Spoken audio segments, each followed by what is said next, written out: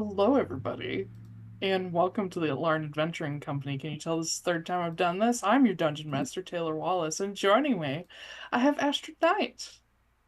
Hey, what's up, everybody? How y'all doing tonight? Thanks, it's been fun. You don't want to know. Uh, I'm coming at you like Cleopatra. Okay, sorry. What the fuck? You can find me basically everywhere at Astrid K Writes or my website, astrodnight.com. I wrote a book. It's called Perception Check. It's about D&D and being sad. Go watch it. Go watch it? Yes, go watch the pages. Sure. Yeah. With your eyes. With your eyes or in audio format eventually when I finally get done reviewing all the edits for it, which will happen someday. Sunday. Someday. Not if we put you Not on to. Sunday. God no. We also have Blake Wolfe.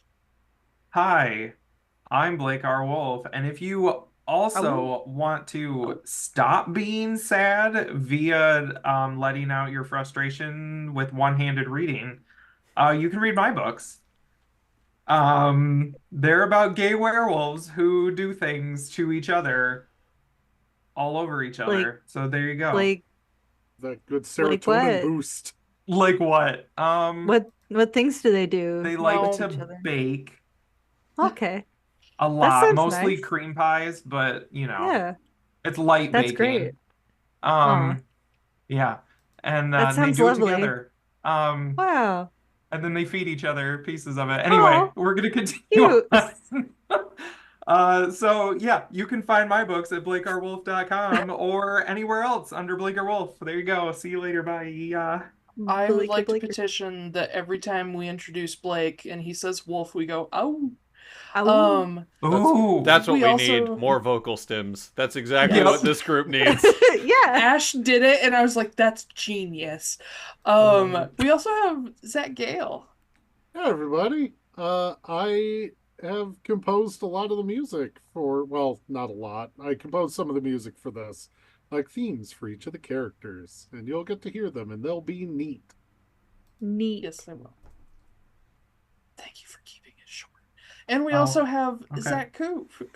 Hi, I'm Zach Koop. You can find me on Instagram and Threads at Zachary Koop. And this is probably a bad time for me to remind Zach Gale that when he says that, it means that I am obligated to use his music in these episodes, which is a very nice ploy by him to get me to actually use his stuff.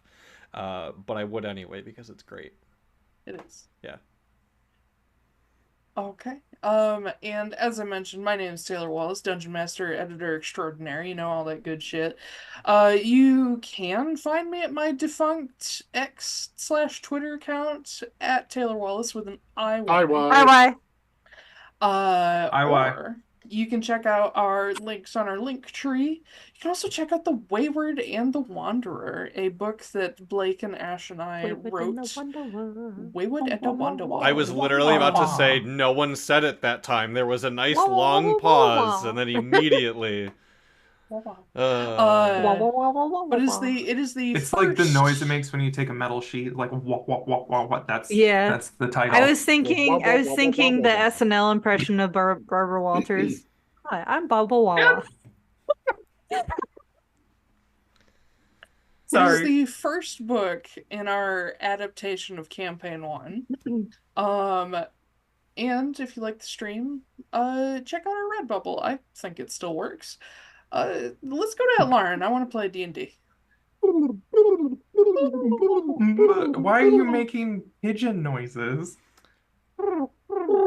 No, there's a difference between pigeon noises and the Adam West Batman series cut from scene to scene. Oh, I was thinking. Yeah, I was thinking the Wayne's World when they're doing. That's what I was trying to do. Yeah. I'm leaving all of that in, and I think we'll just go to Atlaran right now. I would love like just a slow fade out. Just a very slow fade. Just like a 30-second long fade out. This Furby is playing for me. a You night, could just a let the nightmare Atlaran child. logo go and have that dumbassery going in the background. I would love do that, but I've already done that bit before. So Why not do it again? because then that's not how bits work. Comedy It comes is. in It's threes. called a. It's called a. Comedy has to evolve. It does have to evolve, but Gosh, Jesus callbacks Christ. are also a thing. That's true. Beep beep boop bop beep bop. You just can't overdo No, I it. was saying bit, like bit. No, bit, I bit. know. But you just making like robot noises. Look, I made Lego succulents. Ooh. Yeah. Yeah, we have Nice. those. What? I should send you a We have those. Those are probably a lot easier to take care of than my real succulent. I know. That's why. Well, Corey got them Yeah. for me for, I think, like last Valentine's Day or a couple Valentine's Days ago, because I was like, oh man, like whenever I get plants, they all die. And then Corey's like, here, these ones won't die. And I was like, oh, cool. So what you're saying is Yeah, you've I do had like them a those lot. for at least a year and you just Yeah. built them. No, I built this one when I first got it, and Okay. then I waited forever, and then I made these ones like 2 days ago. That is like just so And then I still ADHD coded, and I love it. I know. I still have more that I have to make too, because there was a set of 3. So I don't know. That one will probably be another like 2 years from now, but you know. You know what I Even miss? just go ahead. Playing D&D. Oh my god. The Fucking one, sorry. The one time Sorry.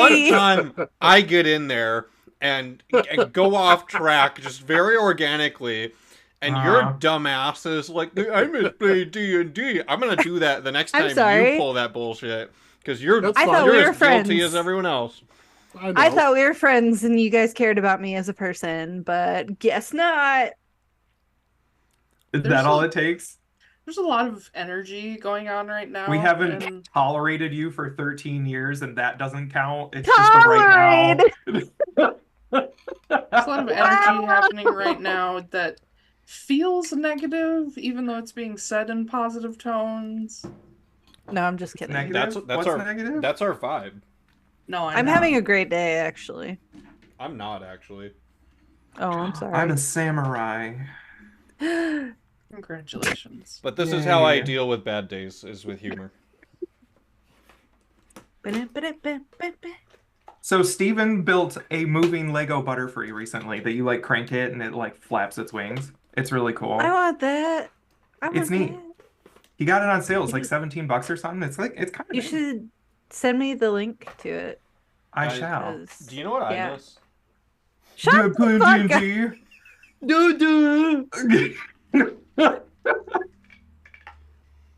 Ben and I aren't having our little dates anymore, so we don't get to see each other. Oh, that's why it's affordable, because it's a mega set. It's not Lego. It's not on sale anymore, so now it's $30. But it's from Mattel. Oh wow. Trixie Mattel. There you go. It's in the chat. Yeah. I think Yay, Mattel thank makes you. Mega. I don't fucking know. It's Legos. Oh, it's cute.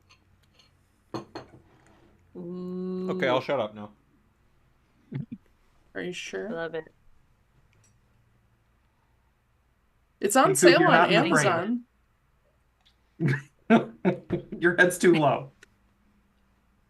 Is this better? Oh my god. How about now? Oh my god. I do love it when I'm not the problem. Shall we, kids? See? What? Let's shall. Okay. Why do you do that now? What? I do that. That's my thing. Oh no, I've literally been doing that ever since Steven and I existed in the same room together because he does that voice all the time. But I do that as well. I'm I've wow. Did Steven and I Literally have a never similar heard you thought? do that. You Literally never have heard never me heard go you do that. sure? No. I do it Not all the once. time to you guys. I've heard Not yeah, even I've once. heard you do before. I don't even know what we're talking about. It's saying the word sure with like a heavy Brooklyn accent. Oh. Sure. Sure. I guess I Baby just don't. dragon. I guess I just don't do a wah at the end, so maybe it Wah! doesn't come across. Wah! Anyway, all right, everybody, shut up. Yes. Let's get this done. Last time, We can't. Coop. uh, Where's Coop? Oh Oh. my god. last time, in episode 18, when we started the case number 2, the Boeing fever outbreak, you guys arrived in Konstanos aboard an airship paid for Captain Galen from Oscary.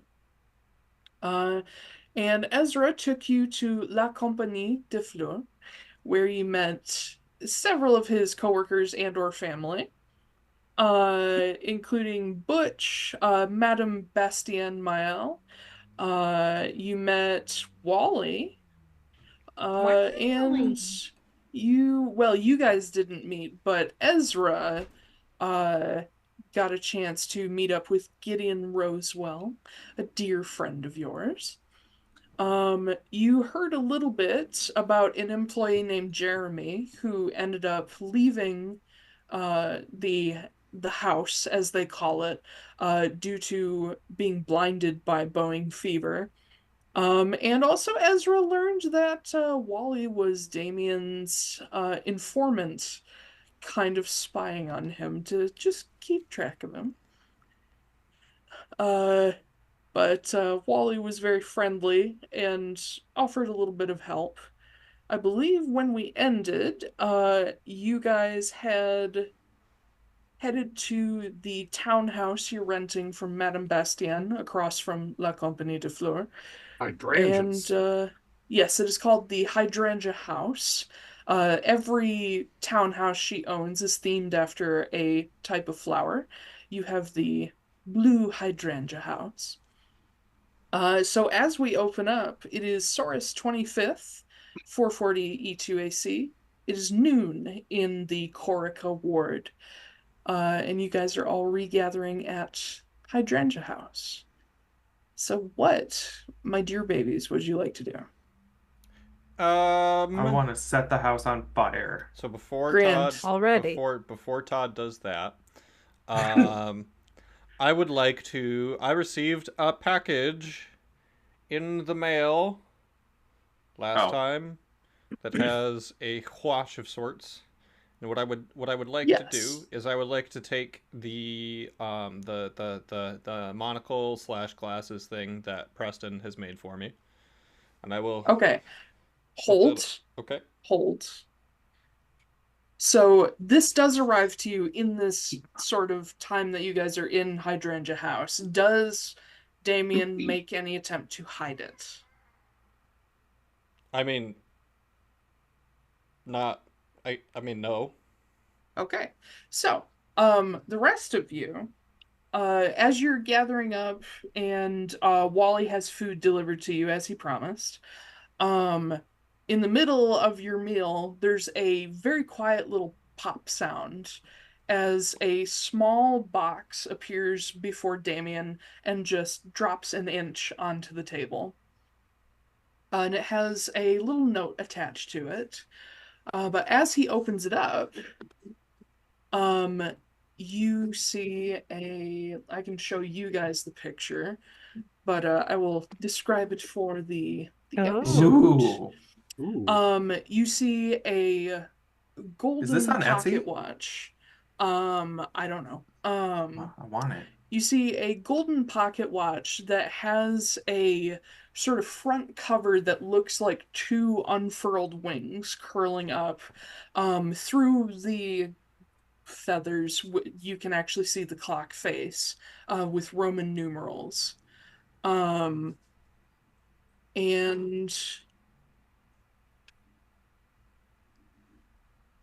I don't remember what the note says.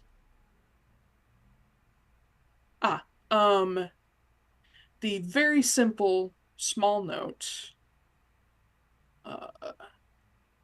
I corrected it. Holy shit. What did it end up saying?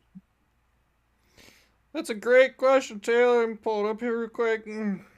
Hold on. Find Did it. I correct what it said? It says. Well, I mean, I'm not just gonna hold up the note for everyone else to see the note. Oh, well, okay, then never mind. Okay. But there is a note with it. It is inside of a nice small case, sort of a nondescript velvet lined case. So it does have like hinges to it, but yeah, it seems to be made of glass and steel and gold. The note literally has 4 words on it, so Oh yeah. I'm just gonna pocket that, and then I'm gonna take the thing that Preston gave me. Is it 1 monocle or is it 2? Therefore, not being a monocle. Why do you keep doing that? It's a monocle. Why do you... It's a monocle. You could do this. This is glasses. No, this is more So- Oh my fun. God. So This is more fun, actually. Yeah. Yeah. The thing he has is a jeweler's monocle that can like but he has them in no, you ended up going with lenses, right? Instead of a full monocle? yeah, so it's like a keychain with like these little like 2-inch long magnifying glasses on them, but only one has a lens in it currently. And that one will allow you to cast Detect Magic. Yeah, so it's more like a monocle where you have to hold it there. Yeah. The others will hopefully eventually show you schools of magic. I just want to know if it's magic. Yes, very. Cool. Preston. Wait. Preston. Oh shit. Rachel. Your voice kind of sounded better there for a second. Shut up. I will. I hand that over to Preston and just go. Can you identify this, please? You should be able to do that, and I will ritually cast Identify on it. You don't want to burn that spell slot?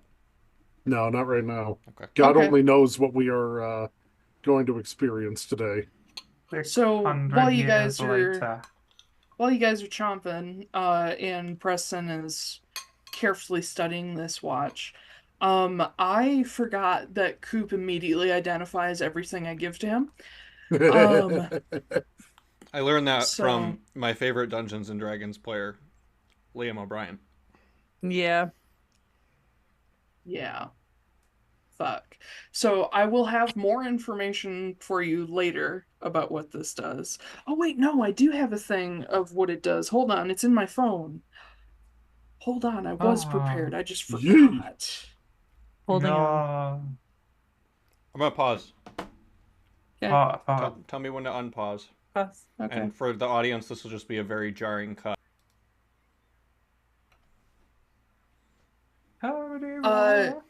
So this watch, as Preston identifies it, you get back this artifact is called the Atara timepiece. And it has one very simple ability. It can record and replay 1 minute in time. Hmm. Wait, Hold is it on a something, sec. is it something that you have to be there for, or is it like you go into a space and activate it, and in like a 5-foot cube, it replays whatever happened in that 5-foot cube? The watch has to be present to record the moment. And you have to like set it up to record said moment. But when it plays it back, it casts it into real space in a 10 by 10 square. Hmm. This may or may not have been inspired by Travis's character Saret in Literally EXU just Calamity. thinking about that. Yep. But yeah, that's quite simply what it does. How many times per day? It just does it on Oh. command. Okay, so there's no limitation on it. No. But you can only Well- store 1 minute in it at a time. Up to Okay. 1 minute. It doesn't have to be a full minute, but it Oh. records visuals and sounds. It does Evidence not collection. record. It does not record sensations. It doesn't record any senses but visual and audible. Okay. So does that mean that like we could set it, record for 15 seconds, and then do it again for another 15 seconds and it'll play those two in a row? No, it only holds one recording at a time. Okay. But that recording can be no longer than 1 minute. Yes, it can be less than. Okay. I will use that for its intended purpose and not attempt to break the game in any way. Oh, sure. I knew what I was checks out. doing. Believe you. I fully intend for this to fuck me over. And for your info, Atara is spelled Atara. Yep. Spelled like it sounds. Yep.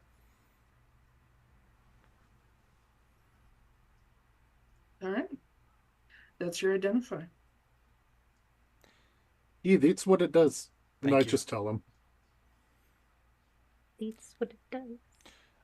Ezra, Yes. have you gotten married at any point since we've been apart from each other?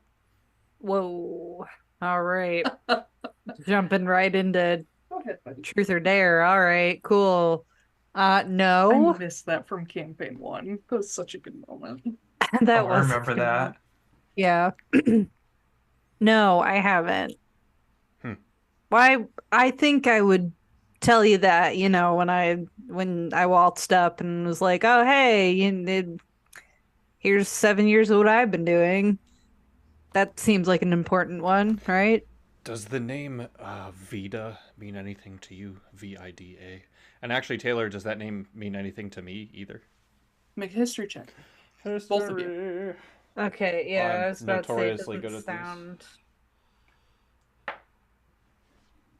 Unnatural 20. 15.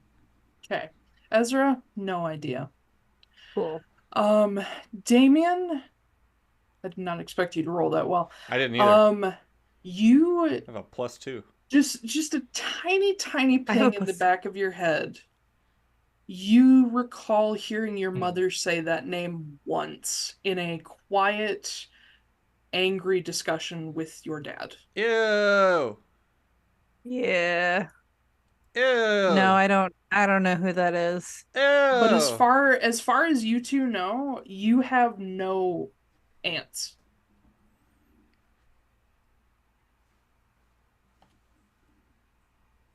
What? Do you want to clue me in here, pal? What about Beatles? No. No, they got 4 of those.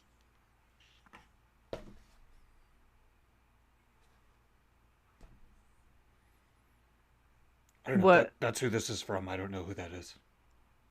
What? Avita Castille? I don't know. I mean, Castille isn't like a totally weird last name, right? There's bound to be others. It's moderately common, actually. Yeah. It might just be a happy coincidence.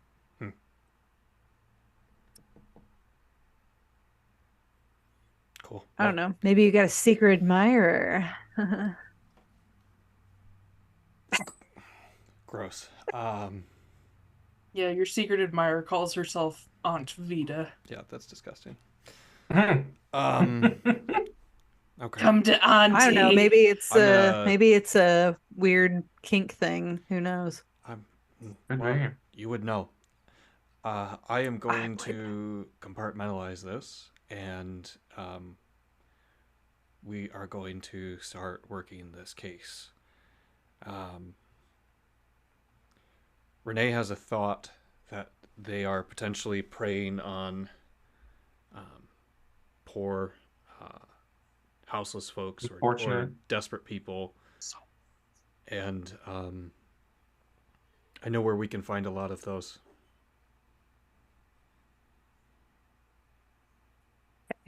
Am I here? I would You're all assume here. so.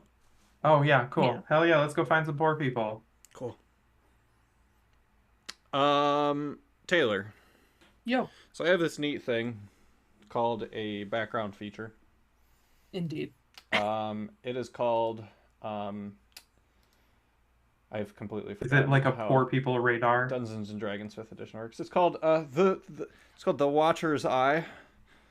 And Okay. I'll read off the text here for those who don't have their player's handbook in front of them. You experience. Wait, I fucked it up. Damn it. Your experience in enforcing the law and dealing with lawbreakers gives you a feel for local laws and criminals. You can easily find the local outpost of the Watch or a similar organization. Boo, we don't want cops.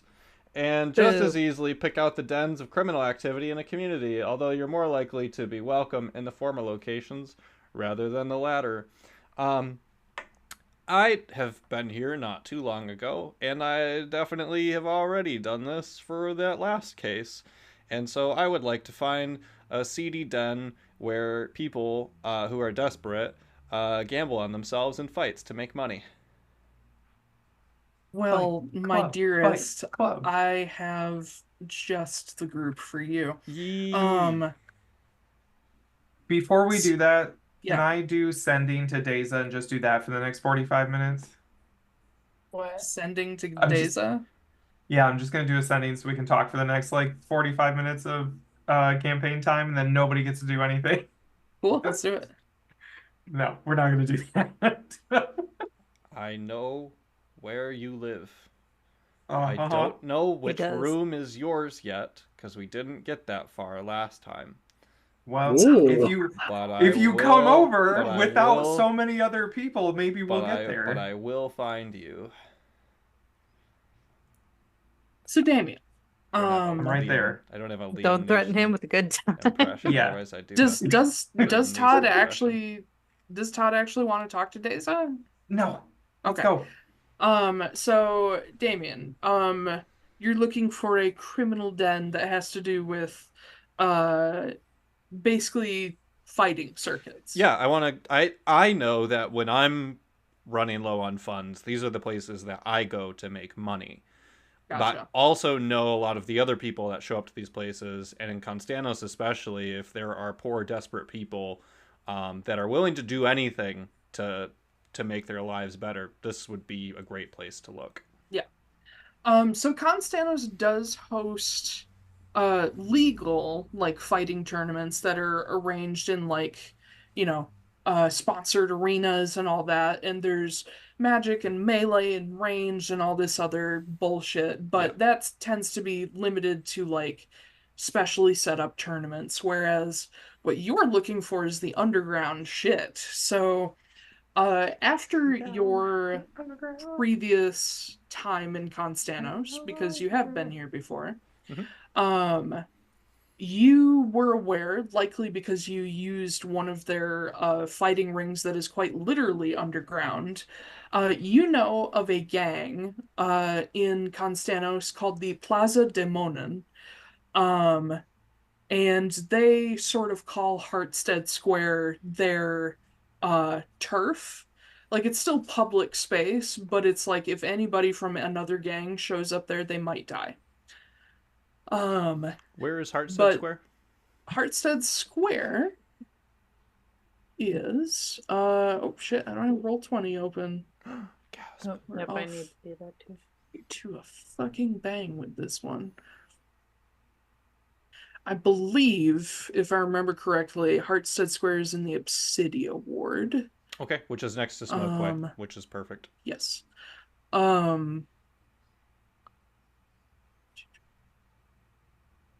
Yes, it's in the Obsidia Ward within sight of the Pyrevale Temple. Like if you stand in the square, you can see that obsidian dome in the distance. So like there-ish, I think. But yes, it is a neighbor to Smokeway. But one of the things about the Obsidia Ward that's interesting and actually extends into Smokeway and a little bit of East Tap and Corica is that there are underground sort of a tunnel network that is mostly used for like moving things without having to weave through all of the streets. These tunnels are actually newer than the city above. They've been built within the last like 200 years. Some of them are genuine, like anyone can go down there and just use it as a shortcut to wherever they're going, especially because the Nexus system in Konstanos now costs money. Whereas previously the Nexus system where you could literally teleport into different wards, it used to be free public transportation. Now it costs something, and when I say costs something, I mean poor people can't afford it. So their version of public transportation now is just shortcuts underground. But because of this, those of you who have played Final Fantasy 12, if you know the sort of underside of Rabanastre, like the sort of abandoned The Garamscythe Waterway? the Garamscythe waterways, how there's like markets and like narrow, almost like city streets down there. That's what some areas of these tunnels have become like. Or also comparable to like the I'm area sorry, the Lowtown. Lowtown. close enough. Yeah. Garamscythe Waterway is the dungeon attached to it. Yeah. Or if you've played Cyberpunk, it's very similar to the look of the area V lives in, where it's like very close alleyways and sort of like a, I think it's based on like the narrow streets in Japan, basically. But of course, all underground.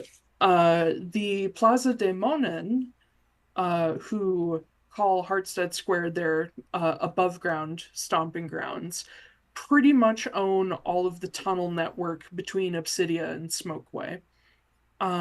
So when you're down there, you abide by their rules, and if you don't, you get shoved into a fighting ring against your will. They also run illegal gambling parlors, racing.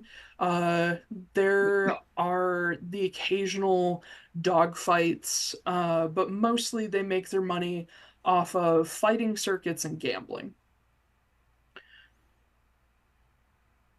So that's what Damian knows about these guys. You have definitely fought in one of their rings before.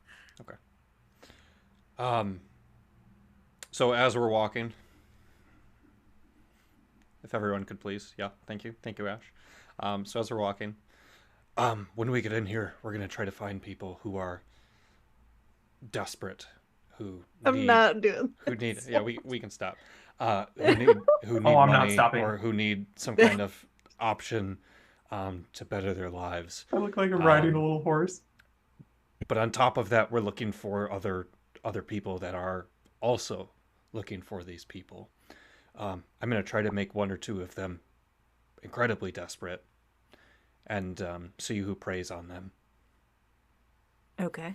If we can Sounds like a plan. Yeah, keep an eye on these people when I'm done with them. See if anyone tails them. I'll be fast.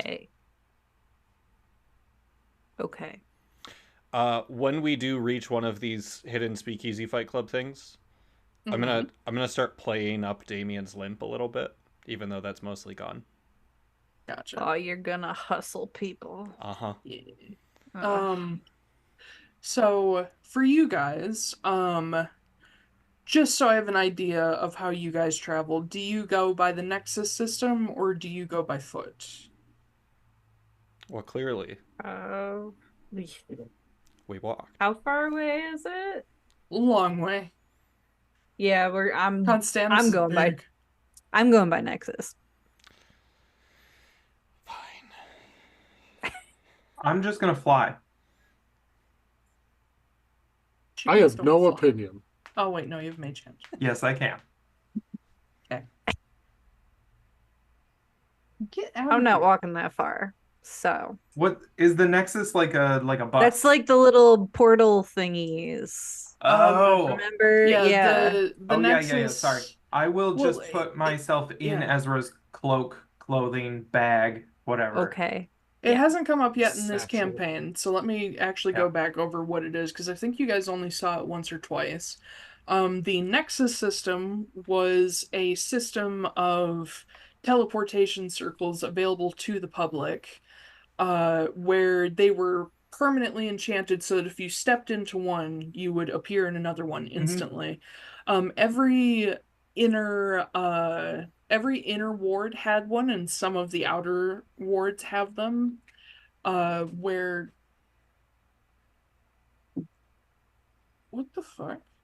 Are you good? He's got a yeah. Silas found a little like Nerf ball, and he loves it. I was just confused as to what was happening. Anyway, so the Nexus building is sort of like a almost Colosseum in design and shape, but small, with a domed roof over it, and each entryway leads into a like in each individual chamber that leads to different wards that are posted with signs. But now it functions kind of similarly to a subway, wherein you pay your toll as you go through like a moving gate that counts people as they go. And you have to keep moving or you will hold up everybody and get trampled. Um, Oh yeah, Black and Friday 2005. Let's go. yeah, and the price to use the Nexus system one way is a gold piece, which is outlandish for a normal person. Boo. Used to be free. But fine. I'm telling you guys, we need to burn this world to the ground. Yeah. Bye, That's the Atlaran. Reset. Reset button. That's the hope. I want to bring out one of my apocalyptic versions of Atlaran someday. Let's hope it's campaign 4. But yeah, you go to the Corica Nexus, and going to the Obsidian Nexus puts you right next to Hartstead Square. And there's crowds going in every direction at all times, so it's pretty easy to just kind of slip in and out without too much notice. Getting into the tunnels beneath Obsidia is also pretty easy since these are public access, like walkways. There's just straight up like how subways have those subways in Boston have those stairways that just go down and they're like have like covers over them. Um these ones are exactly the same. You just walk down into the underbelly of the city unimpeded, doesn't cost anything. Taiylor, And yeah. I'm gonna ask if I can do something, and please feel free to say no. So Damian lost his sheath for his cane sword, but he still has the sword. Could I, to make myself look even more like an invalid, could I like stealthily like pull my arm up into my coat and have the mimic transform into a sheath? Oh, To put so the you cane don't sword have in. an arm, but now So- you have a cane. So it looks like I have a cane and I'm missing an arm. Absolutely, you can. Okay, thank you. I love that idea. That's great. Yeah, so Damien starts walking around with just being armless. But the as you get into the tunnels, you're it's not super crowded, but it feels like marketplace crowded as you get in there. And immediately you are struck with a wide variety of smells from vendors cooking food, animals down here. There are plenty of vendors lining the way that are sort of tucked into little alcoves here and there. The lighting down here is not great. It is electric, but it's wires running from hooks with light bulbs dangling down. And like every fifth one is either burnt out or broken. So it's pretty dim. But it definitely does feel like a very close city street, like some of the slummy market portions of Konstanos. And you guys are just assaulted by vendors trying to hawk their wares to you. It's like walking down Portobello Road in Bedknobs and Broomsticks, where everyone's just like, original painting by Voltaire or whoever. It just doesn't make any Voltaire or goddamn sense. whoever. It's all bullshit too, isn't it? Like It's all it's all bullshit. fakes. It's all Yep. yep. It's Painted down by Romanoff, the I swear. painted down by the harbor this morning. Come by But the Ace of Spades. no, literally, I bet there's an literally, ace of spades on like every other like storefront here. so there are some vendors that are like, come buy a replica of this, famous legendary item, and they're a little more like, they're a little more honest about it. And then there's people that have one item and it's a shitty wooden carved revolver that has like symbols that aren't the right alchemical symbols, carved into the barrels, and it has the wrong number of barrels. And it's like barely painted, and they're like, this is the real thing. This is the Um, lady's favor, and it's one of those extendable bow staffs that's just like a uh-huh. metal tube that you just like pull a pin and it opens up, and then they just stick it on like a fake hammerhead or something like that. Yeah. Like, look at it's the lady's favor. Yeah. my God. Yeah, it just Hey, so wobbles. Just an old beat to shit like carnival mallet. I I would like to recon and go with Damian. Okay. So I would rather go through this. Well, we should all be together. Also, I'm curious, are we going down into this place? Oh yeah. Oh, okay, cool. Is there anything interesting? Can I do like a perception check? You absolutely can. Okay, cool. There's a certain couple of characters that I'm interested might be down here. They're like, get a real, fucking, what was my last character's name? Noah. Get a real Noah replica. Oh Yeah. my god. Oh, Get nat it- one. It's his Oh. wings. What's the No, it's okay. off-brand Hold on. of Baragos? That was the nat one, Orabobs. but I have Robots. luck. So I'm going to use a luck point. Are you sure you want to use luck and not just see what I have in store for you? Oh, no. No, I want Okay. more. This is an important role. Yeah, 16. This is super important. Super. Okay. Well, let me grab my fun little list. Yeah, the off-brand of Barago is Orabobs. Orabobs, yeah. And they make children's like replica wings that are actually made out of dead owls. Can we find like an Algar Heidelin mini that hasn't been painted yet? You know, Oh, that's better than absolutely. replica Yeah. owls that are made out of dead kids. That's true. Oh, I like that mean, better. Yeah. So, as far as weird stuff goes, I can yes and almost like any just piece of shit junk item. You do find a miniature of Ulgar Heidelin carved out of what seems to be just like discarded pallet wood, by how shitty the wood is.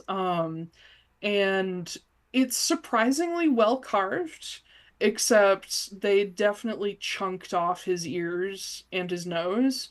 So he's kind of flat-faced. But they did give him like a staff made of a toothpick. Oh, Yeah. It's Yeah. not bad. It looks like a third Big grader ol' made it. something. Okay. But with a 16,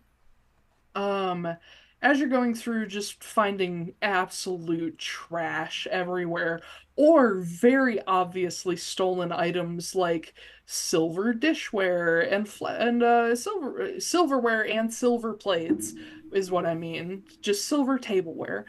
You find like gold-plated candlesticks. You find painted fine china from Lochmanos that is like no one within a mile radius would be able to afford this kind of thing, and they're selling it for 10 times its worth anyway. Mm. Um, You see a few people selling what look like clothes that have already been worn for 5 years. You see a few people trying to sell nearly dead, like livestock animals. Oh, And when I say livestock animals, I don't mean the big barnyard stuff. I mean like guinea pigs, some chickens, um, Chickens. various animals, some ducks, one very angry Canada goose who's not supposed to be here. Oh, Um, so how are these, pray tell, how are these animals contained? in shitty wooden crates that also look like they're made of pallet wood. Are they locked? Are they nailed shut? Do they just have They're like a little dowel rod holding them closed? some of them are nailed shut, other ones have like a latch. That Hmm. goose is definitely nailed shut. Yes. I haven't even gotten to the interesting thing that you found. Well, so I just want to, as we're going by, I just want to like mage hand like a few of the cages open without anybody noticing. Okay. Whatever I can get a hold of easily. Make me a sleight of hand check. Cool. Nat 20 Oh my God. for Okay. 24. So So if I can get the you goose one open, I would love to. you stuff yourself into Damian's jacket and you're like peeping out through a hole that was left behind after Oscar. And so your mage hand is just kind of along with you. Mhm. And some of you, no, actually, you guys wouldn't see it. It's a nat 20. No one but you sees your mage hand just fly into a bunch of crates. And you hear some clicks and some like slides of metal. No one at the stand seems to notice. There's sort of this grizzled old farmer looking tiefling with his horns had been blunted at some point, but there's holes in his like straw hat for them to go through. And he's just sitting there like playing a crossword, like the New York Times Sunday crossword or whatever.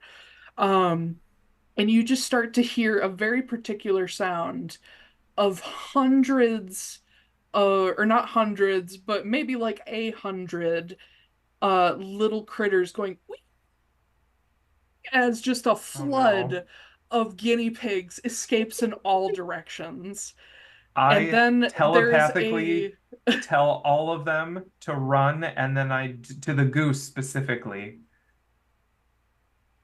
there is a there's a like cracking sound as your mage hand finds a weak point in the goose's cage and just gets one like shitty wooden bar off of it. And that's all the goose needs to get some leverage to break out. In which point he just flares his wings open. He's just running around, hissing at everybody and biting people. Yes. I'm going to be real. Konstanos is never going to recover from this guinea pig infestation. Nope. They reproduce way too They fast. do. This They're is now the this is going to be a rats thing of forever. Konstanos. I would like Just to guinea pigs in the scoop. sewers. I would like to try and scoop up one of the guinea pigs. Okay, Animal companion. Animal companion. make Yeah. me a dexterity check. A dexterity check. Ah, That sounds like Misty. Got him. Oh no. Did you just say Gotti? No. I said it was a 5. 5, that's all you needed. You Really? snag one by the ruff. They're guinea pigs. They don't move fast. You snag one by like the ruff and get him. And he's like white and auburn, with he's got kind of like oversized ears, but he's really fat because he's a livestock guinea pig. They're considered a Tasty. like normal food of Dragonborn and Lochmanos. They like steak them and spit roast them. Hell But yeah, yeah. you got a fat little guinea pig now. Preston is terrified to move because he doesn't want to squish any of them. Yeah. Can Yeah. I telepathically say to the goose, like, can you understand me? You speak bird, don't you? I do speak bird. Is that true? I think we literally discussed the fact that you speak bird. Pretty I sure we didn't. discussed it in an earlier episode too. Yeah, I don't think I put it on my thing. I will add Yeah, it. I think our session 0, we decided that Todd speaks just general bird. Custom language. Bird. How does bird Bird. work? What are the It's a series of clicks. Oh, okay. Yes. It's like whales, but clicking. Ah. Yeah. It's the beat clicks. Yeah. Yeah. Um, that's the common language of birds, and then they all Yes. have their own. There's goose, there's chicken. Yeah. Konstanese is a little difficult, so Yeah.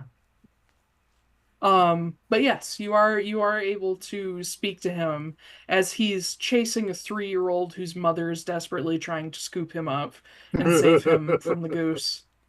all It's right. full on untitled goose game in here right now. Hell Awesome. yeah. I will This look is at a him. Canada. Oh, sorry. This is No, a go Canada ahead. goose. Yeah, Okay. Or sorry, a Balin goose.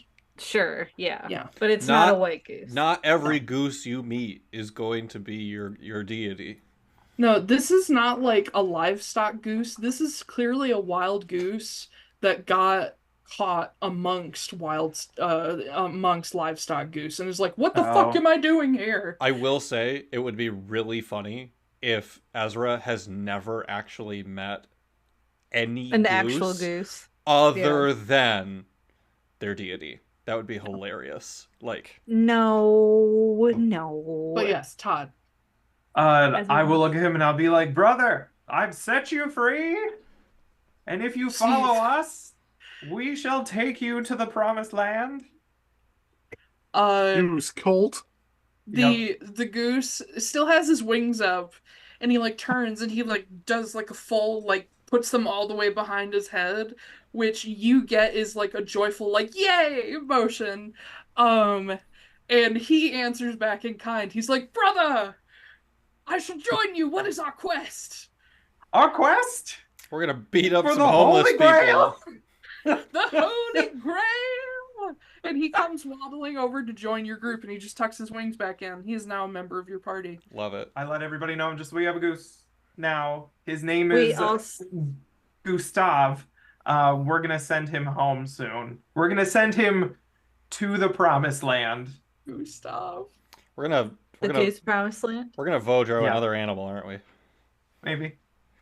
Or we're gonna eat well- him? We Either way, also have a what guinea bliss. pig. That was No. Nope, he's mine. This is Oh. mine. His I name pick up is a guinea pig Guinness. and throw it up to Preston. I'm like, there, that's the one we're eating. You can't eat this one. His name is Bartholomew, and Ah. he is mine. I'm gonna put him up on my shoulder. Oh man, I would name one. If I ever had a Fireball. guinea pig again, I would name it Guinness. Aw. But I yeah. had some when I was growing up, and they all died terribly. Yeah, I don't need to hear Wow. those stories again. Thank you Yeah. very much. No. So yeah, Ezra, add a guinea pig to your inventory, I guess. I think there And, literally uh, is a stat block for a guinea pig in 5th edition. Really? Probably. Yeah, If he'll not, there die should if be a you trip. hamster one. No. But He has yeah, a quarter of a hit point. you also have a wild goose with you, Hell yeah. Gustav. Well, let's go. As Oh. you go, There's were guinea pigs yes. in D&D. But as you go, Gustav is like he's not walking like a normal goose. He's kind of doing like a almost skipping motion, and he is clicking his tongue as he does it. This Why? goose is a paladin, isn't he? He's mimicking Monty Python. Oh. Oh, I was gonna okay. say, I the was que- like, is he sick? His crest What's fever wrong with makes me him? think paladin. Yeah. Yeah. So, question. Sorry, Yeah. I'm not trying to eat a bunch of time. You said you hadn't even gotten to the good stuff when we talked about freeing the animals. Is there Nope. anything else I see, or am I too distracted now? There really fucking is though. Okay. So after the guinea pigs kind of clear out in all directions, and the old farmer who owns them kind of just watches them all go, sighs. goes back to his crossword. There are a They few were other people stolen who anyway. like scoop up a couple guinea pigs and are like, "Ooh, dinner," and take off with them. There's a number of children that grab guinea pigs and are like, "Mom, can I keep him?" And every mother says no. Um, but as you guys go deeper into these tunnels, and Damian is searching for the plaza, what were they called? Plaza de Dix. Plaza Demonin. Close. Oh, the Plaza Bemonin. Yeah. The Mhm. Plaza Demonin. No, we just left the Plaza Bemonin. Oh, No, that's the name of the gang. Yeah. It's okay, Ash. I got it. Yeah. I didn't. I was saying that La Compagnie was La the Plaza Plaza. Bemonin Yeah. because everyone's moaning. Oh, Get it? sorry. Yeah. I'm stupid. That's Wow. fucking clever. All of us are on point tonight. Yeah. We really are though. But Todd, you also find further down, just as Damien is kind of finding where he needs to go, where your previous fighting ring was that you competed in, you come up to a crowd that's like looking through sort of like a chain link fence, watching one of the fights. Uh, Todd, you see in one of the vendor stalls, there's this like slightly over tall, a bit too thin, and kind of lopsided, Not again. youngish man, who he's got like dark golden brown skin, pointed Not ears, again. um, Not and again. he's got like his face is disfigured, Ugh. um where like it looks like half his face was moved about a quarter of an inch down. And he kind of stands not quite straight up. He's got a very Hunchback of Notre Dame thing going on. But he has these lovely golden eyes that occasionally seem to shift blue. And he's standing over a small spread of items made of pure jade. God Oh damn it, I fucking knew it. Um, As soon as you were like, oh, I've got the good stuff, haha, I knew it was this. I knew it. you asked. Now I know. But he's just standing there kind of leaning over these jade items, and anytime somebody actually approaches and starts looking at them with any kind of interest, he just like leans toward them, and that scares most people off. Um, but yeah, he's definitely got like a huge underbite where his jaw is like not on right. Um, he's Oh my he's God. messed up. He looks Why like is he she was made of Play-Doh and somebody squished him. why is she getting so bad at making simulacrum now? It's just Right, like slowly yeah. deteriorating. It's Is not it what spell because simulacrum does. no. Maybe she's running out of hair. She's trying to do it Yeah, from memory. I think maybe she's trying to do it like based off of the previous It clones, just and so it slowly just keeps gets getting a little, worse. yeah, it's kind of like doing It's a copy of a the copy. yeah, Yeah. it's like doing the face maker in like a From Software game over and over Uh-huh. again. It just slowly gets more and more fucked up as you hit. Yeah. Yeah. My Uh-huh. God. Yeah, that's a good way to describe it. Some Except it's his IRL whole monster body. factory. Right. Yeah. Um, But yeah, yeah, that's you know one thing what? that catches your attention. What's the other stuff? Because I kind of don't want to fuck with this bitch anymore. Why not? Because she's awful. I hate her. I'd love I Is she wish even she there would. though? No, she's not. Yeah. I She's love not that she's there. just got like 67 kits of varying degrees of awful wandering around selling her jade bullshit. Yeah. I Got a mean, whole some of it's empire magic. now. Some of it is magic items, so you know it works. God. Um, I'll other go up. interest. Oh, I'll you go want to up go up? Okay. to the Oh, Jade God. Merchant. Yeah. I was Okay. literally just going to volunteer. Yeah. The man standing there, you see he's got quite a few tattoos as you get close to him. that looked like they were done in the traditional way and not with like a more modern tool. So like one needle point at a time. They're actually pretty nice. But he has sort of this big fur shawl draped over his shoulders. He doesn't wear a shirt and he doesn't wear shoes. But he's sort of just hunched over his stuff and he looks at you. And you kind of see his jaw move, like almost like he's chewing on the back of his teeth, just kind of thinking as he's looking at you. Oh my God. Hey there, handsome. What's going on? Fuck.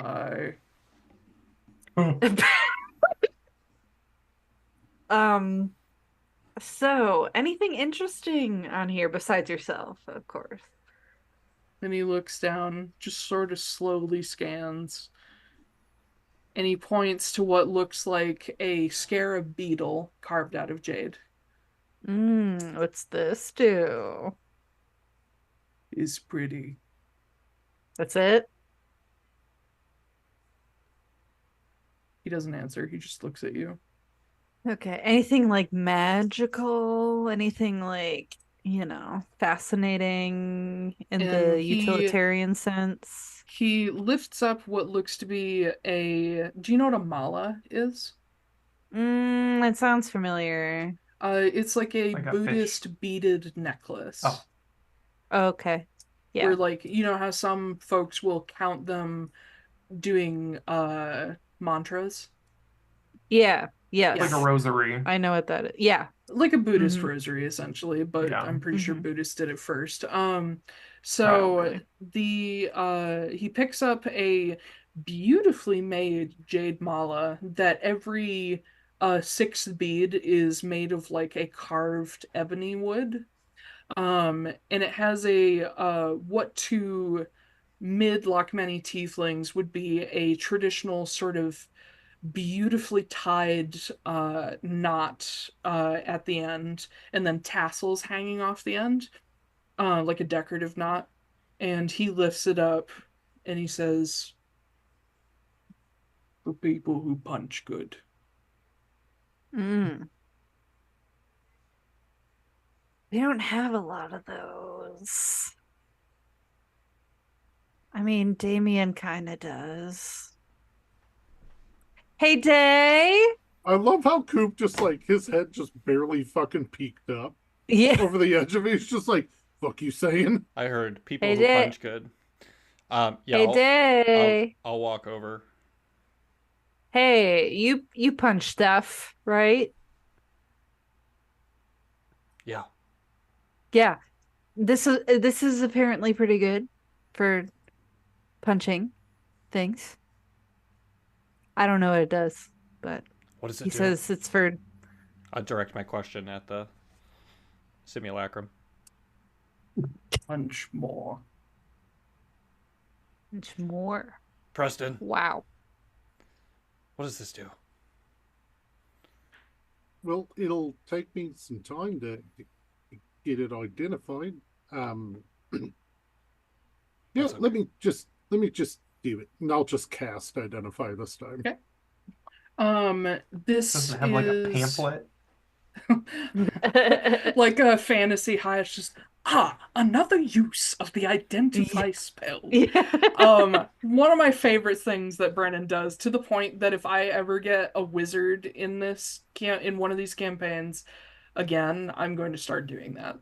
Yeah. But this is called the Grove Mala, and it is very simple. It is a magic item that grants the monk class 2 extra key points when attuned. Oh, fuck. Bet you that expensive.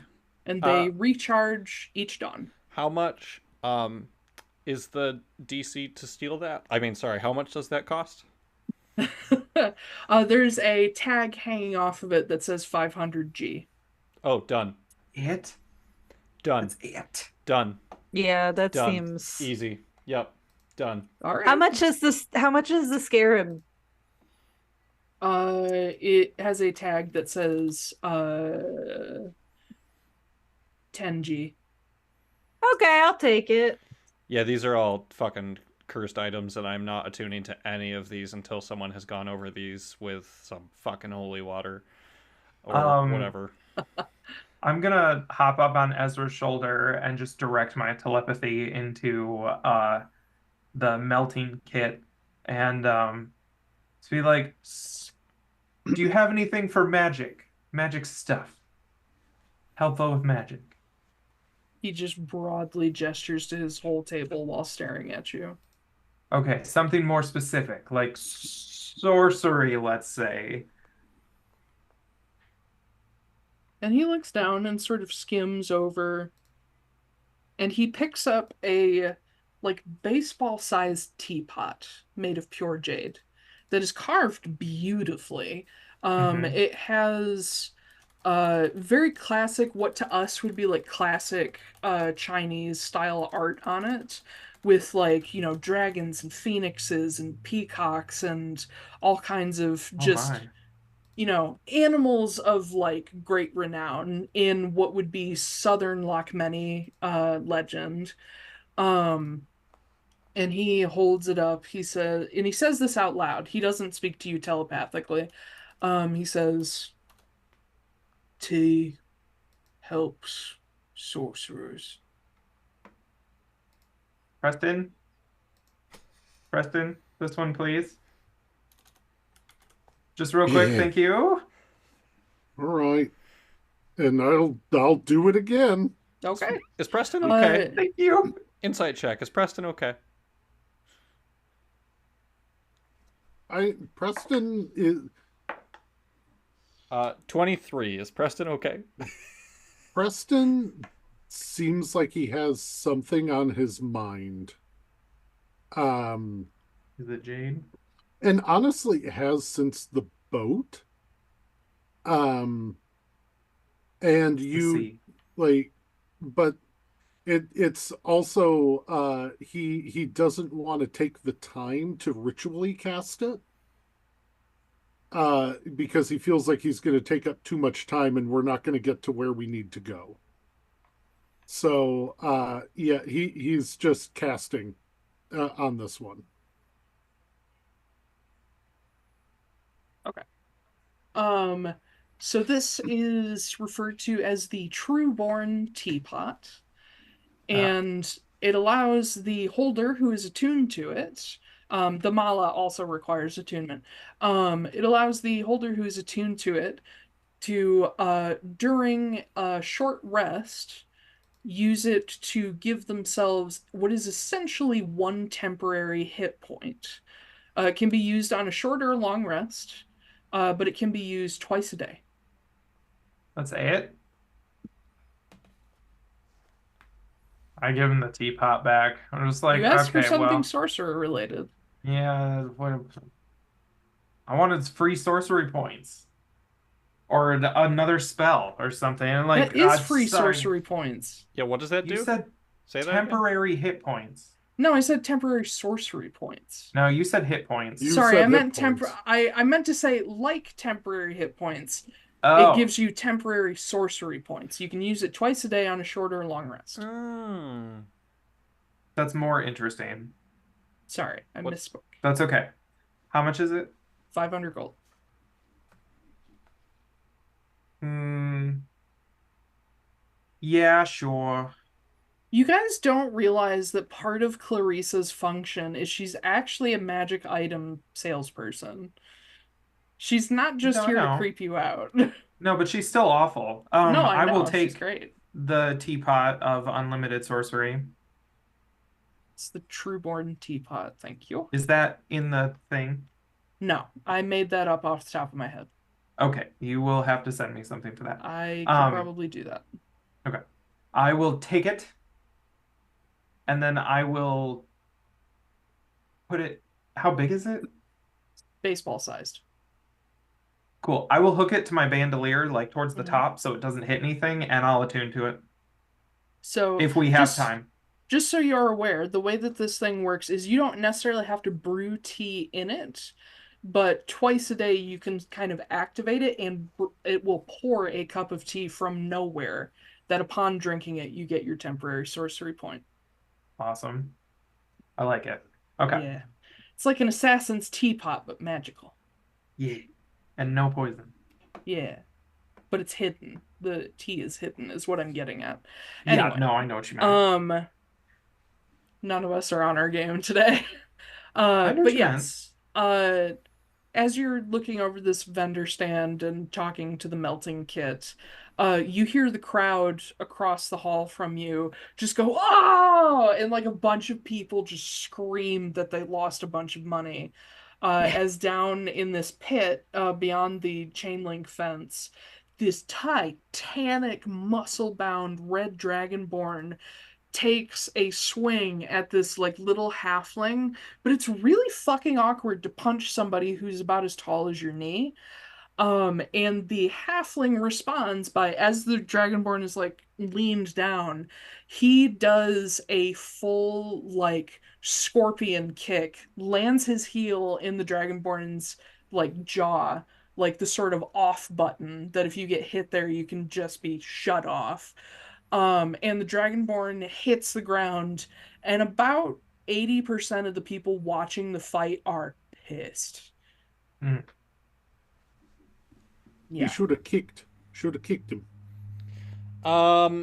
Is someone else hustling fights? I mean, you do see bookies standing around. No, I mean, is that halfling hustling? That's my question. Is the he... halfling hustling? Yeah. Does the he does halfling look like he should be able to fight like that? He looks like a very well-trained martial artist. Oh, okay, gotcha.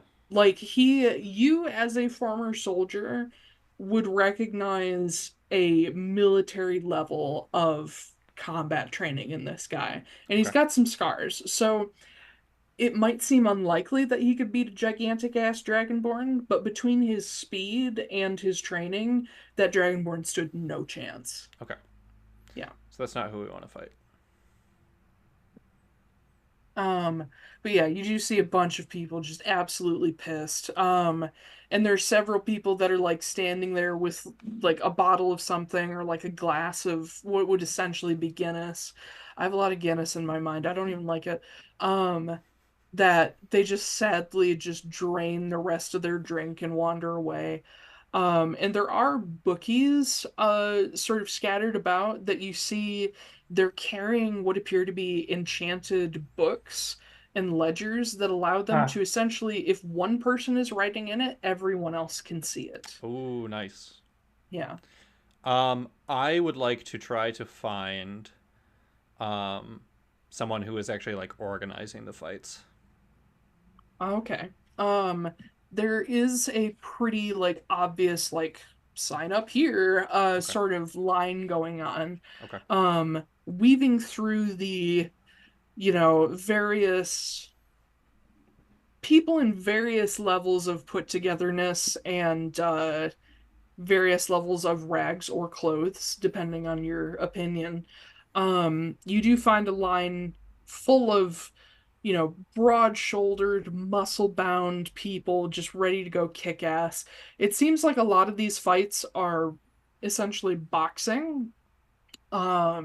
But it also seems like they don't really care if you get your feet involved. And they don't really care if you break bones. So it's loosely bare knuckle boxing. Before I really reach them, I'm gonna just stop and pause for a second and realize, like, hold on, you're not here by yourself. There's other people here helping, which Damian is still getting used to. Turn around, go back to Preston.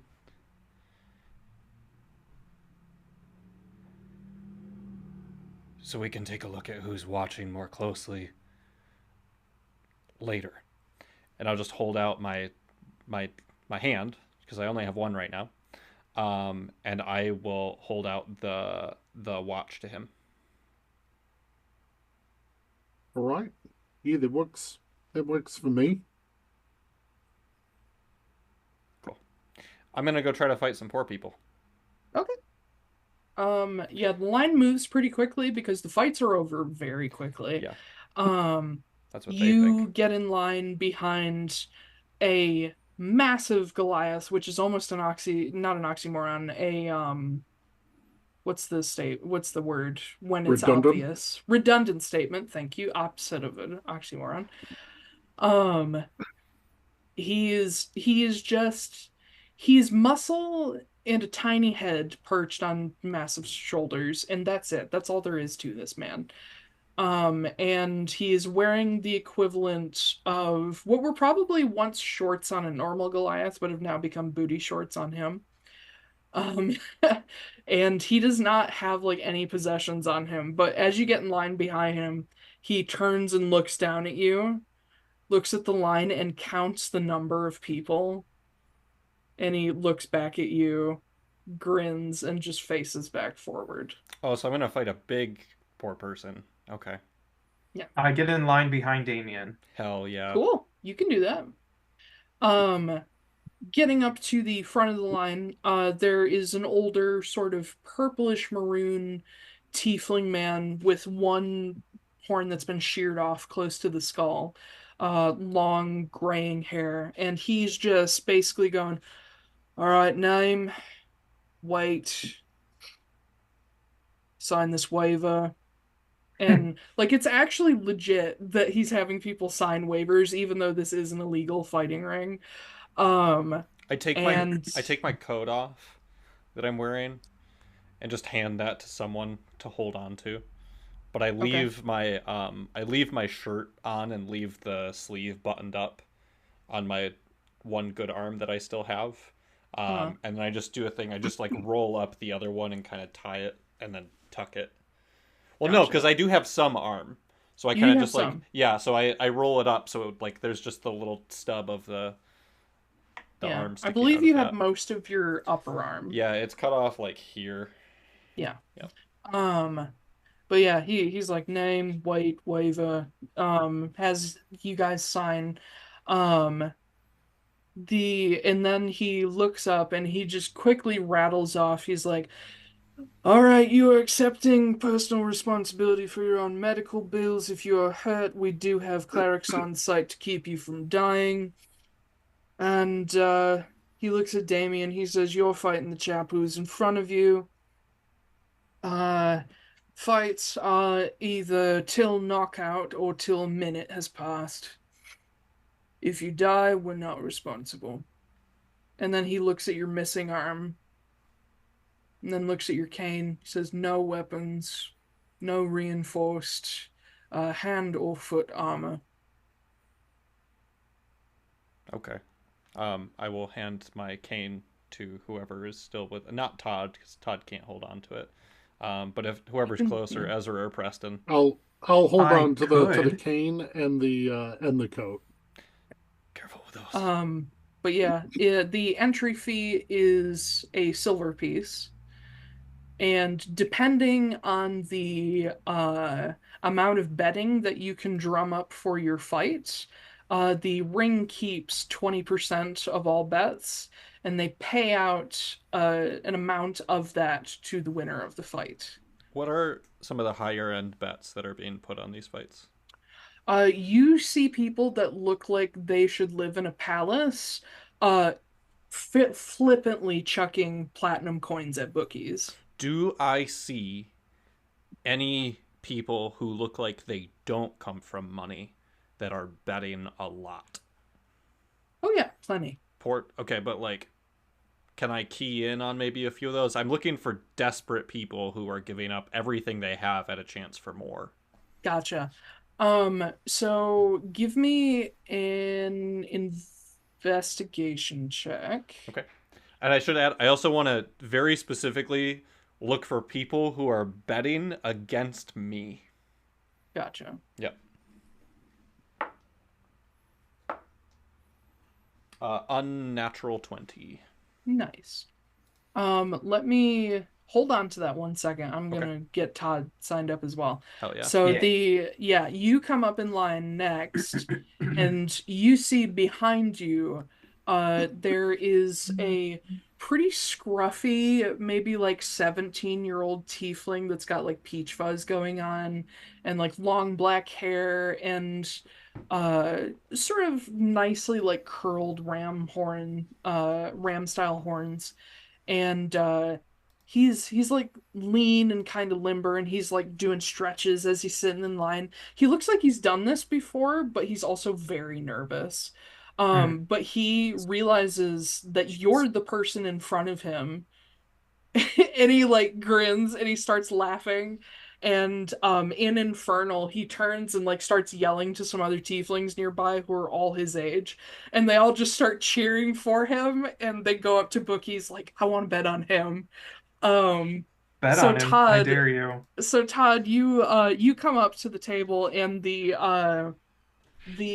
guy doing the sign-ups leans over and looks at you, kind of furrows his brows, but he sees you're wearing like a harness and a hat. So he Hmm. knows you're not just a chicken. Um, and he says, "You speak common?" Uh-huh. Pluck. You say that telepathically. Yeah. Okay. And he's like, "All right. Did you hear the thing did you hear the thing I said to the last guy? You Yeah, know, what's we the don't rules on magic? no magic. Oh, Oh no! I'm gonna need a different fight then. Give me a different fight. You want what, you some kind of wizard chicken?" Do I look like a normal chicken to you? We Let's do just have we do have Fair mage question. fights. You want to be in a mage fight? Hell yeah, let's go. All right, take a step to the left. I'll get to you the moment we have someone to line up with you. Step to the left. And then Take it back to Cha so the cha right. is real smooth. yeah, exactly. Is Tiefling guy still being a dick? Crisscross. Yeah, he is. Okay, if And he's not paying attention, I'm gonna take my mage hand and slap him on the ass. I'm just gonna let it happen. He like jumps and like grabs his butt, and he like turns, and this causes him to turn around as he sees you have stepped to the left. He looks confused, and he turns around and looks up into the face of a black dragonborn a foot taller than him, who is another of these giant muscle heads. But you see this black dragonborn, he doesn't have, you've seen this on other people before, where it's a very strange body modification, but it's for fighters where they will implant something into their knuckles. Mm-hmm. And this dragonborn is literally just cracking his knuckles, and you can see them shining with semi-precious stones that have been implanted into his hands. Good lord. And the tiefling boy looks terrified. He goes from like red to pink as the blood just drains from his face. Mm. I 100% thought that Todd was getting ready to show Magda how to beat up a teenager. Oh And my was just gonna god. turn this kid to fucking ashes. Yep. Wow. The fight starts. Fireball.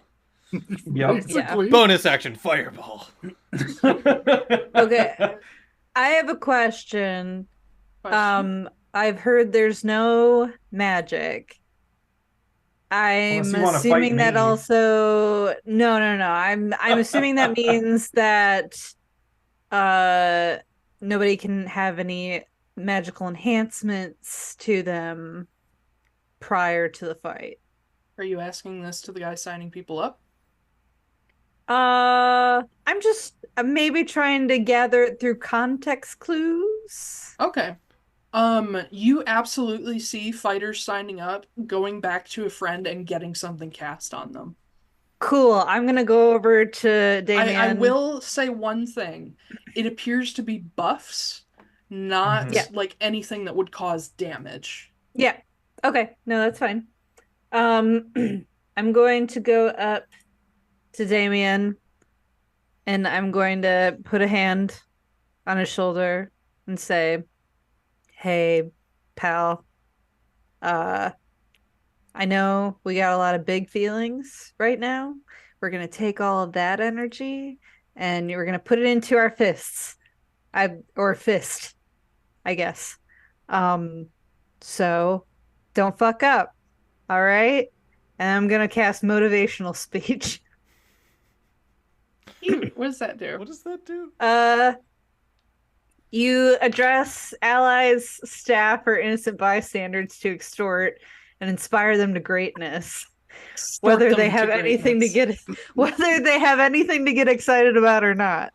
And then the creatures within range for the duration. Each affected creature gains 5 temporary hit points and has advantage on wisdom saving throws. I'll take that. If an affected creature is hit by an attack, it has advantage on the next attack roll it makes.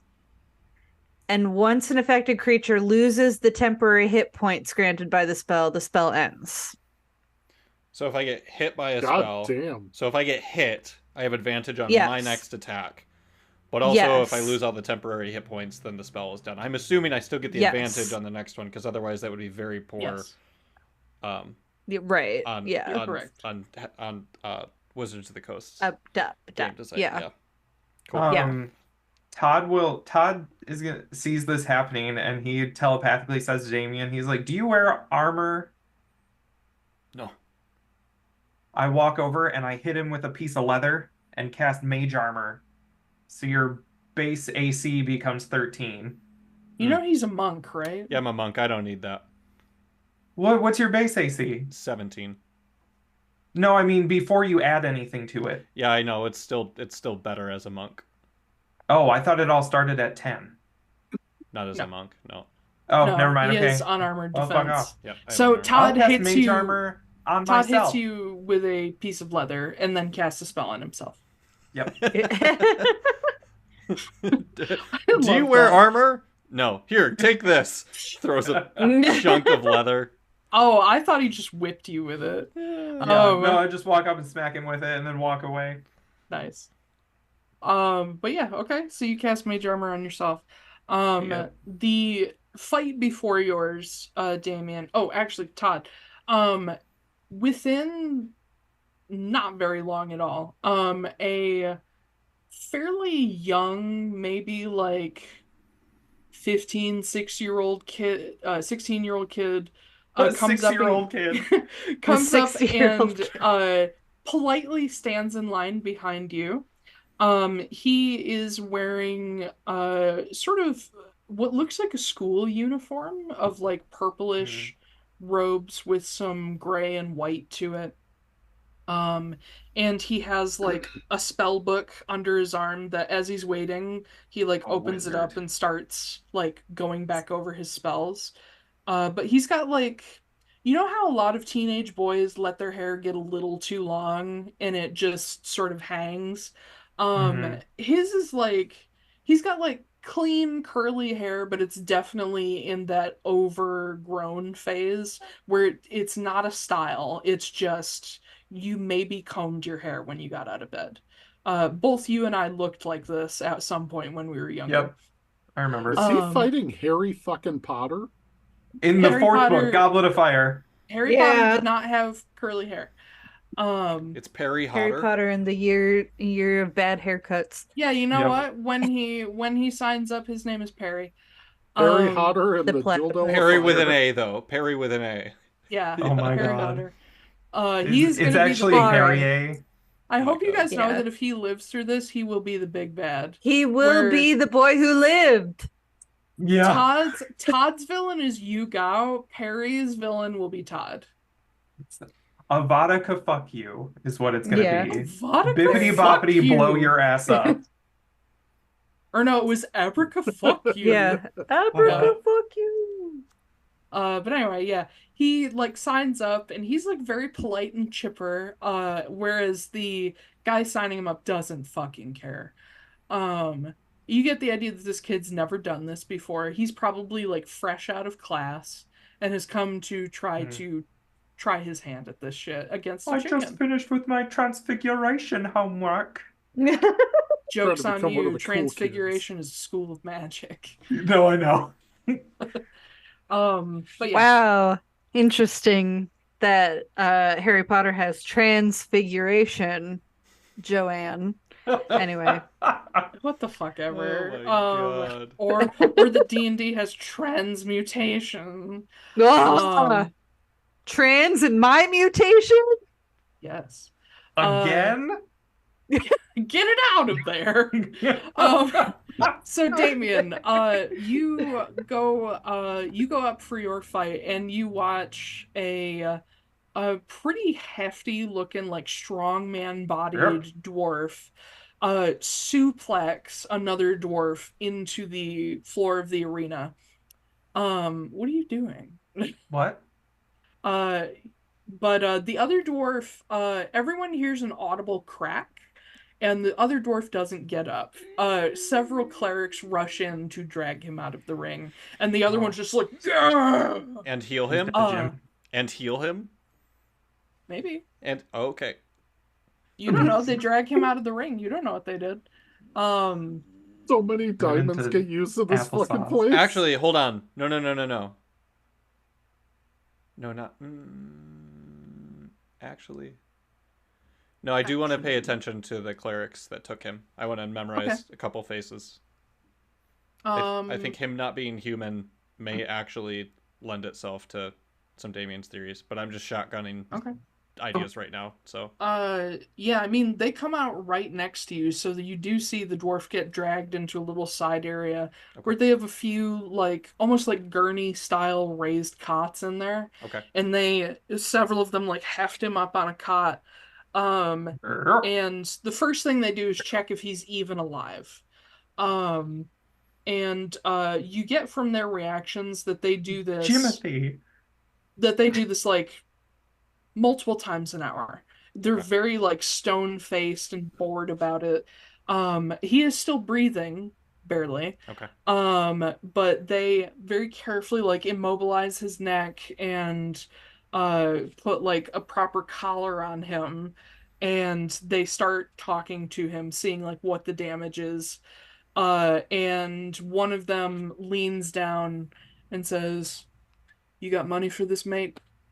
And the dwarf just bursts into tears. okay. Oh. Memorizing that face, paying attention to who asked him, if he has money for it. I want to know what happens to these people once Okay. they are done. Uh, Yep. this particular guy is a maybe like 40-ish year old human man. He's got a very like pointed nose and like triangular features.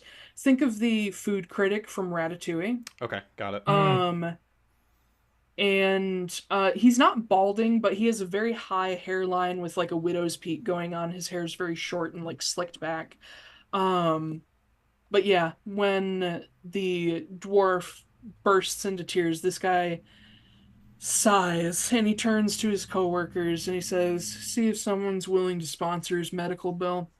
And he goes back to his work elsewhere. Okay. At this point, am I'm just happy knowing who that is Hmm. and moving forward and hopefully my sparring partner took my like looking at what happened to someone who got their shit beat for a prolonged period of time as me being like nervous or something. I mean, do you want to try to act that way? No, my deception is terrible. Okay, cool. So you just stare. Yeah.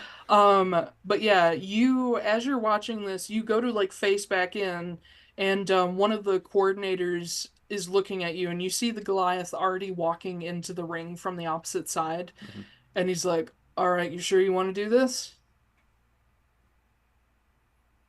He says that to me. Yes. Are you? I get paid either way, man. I turn around to find the nearest bookie.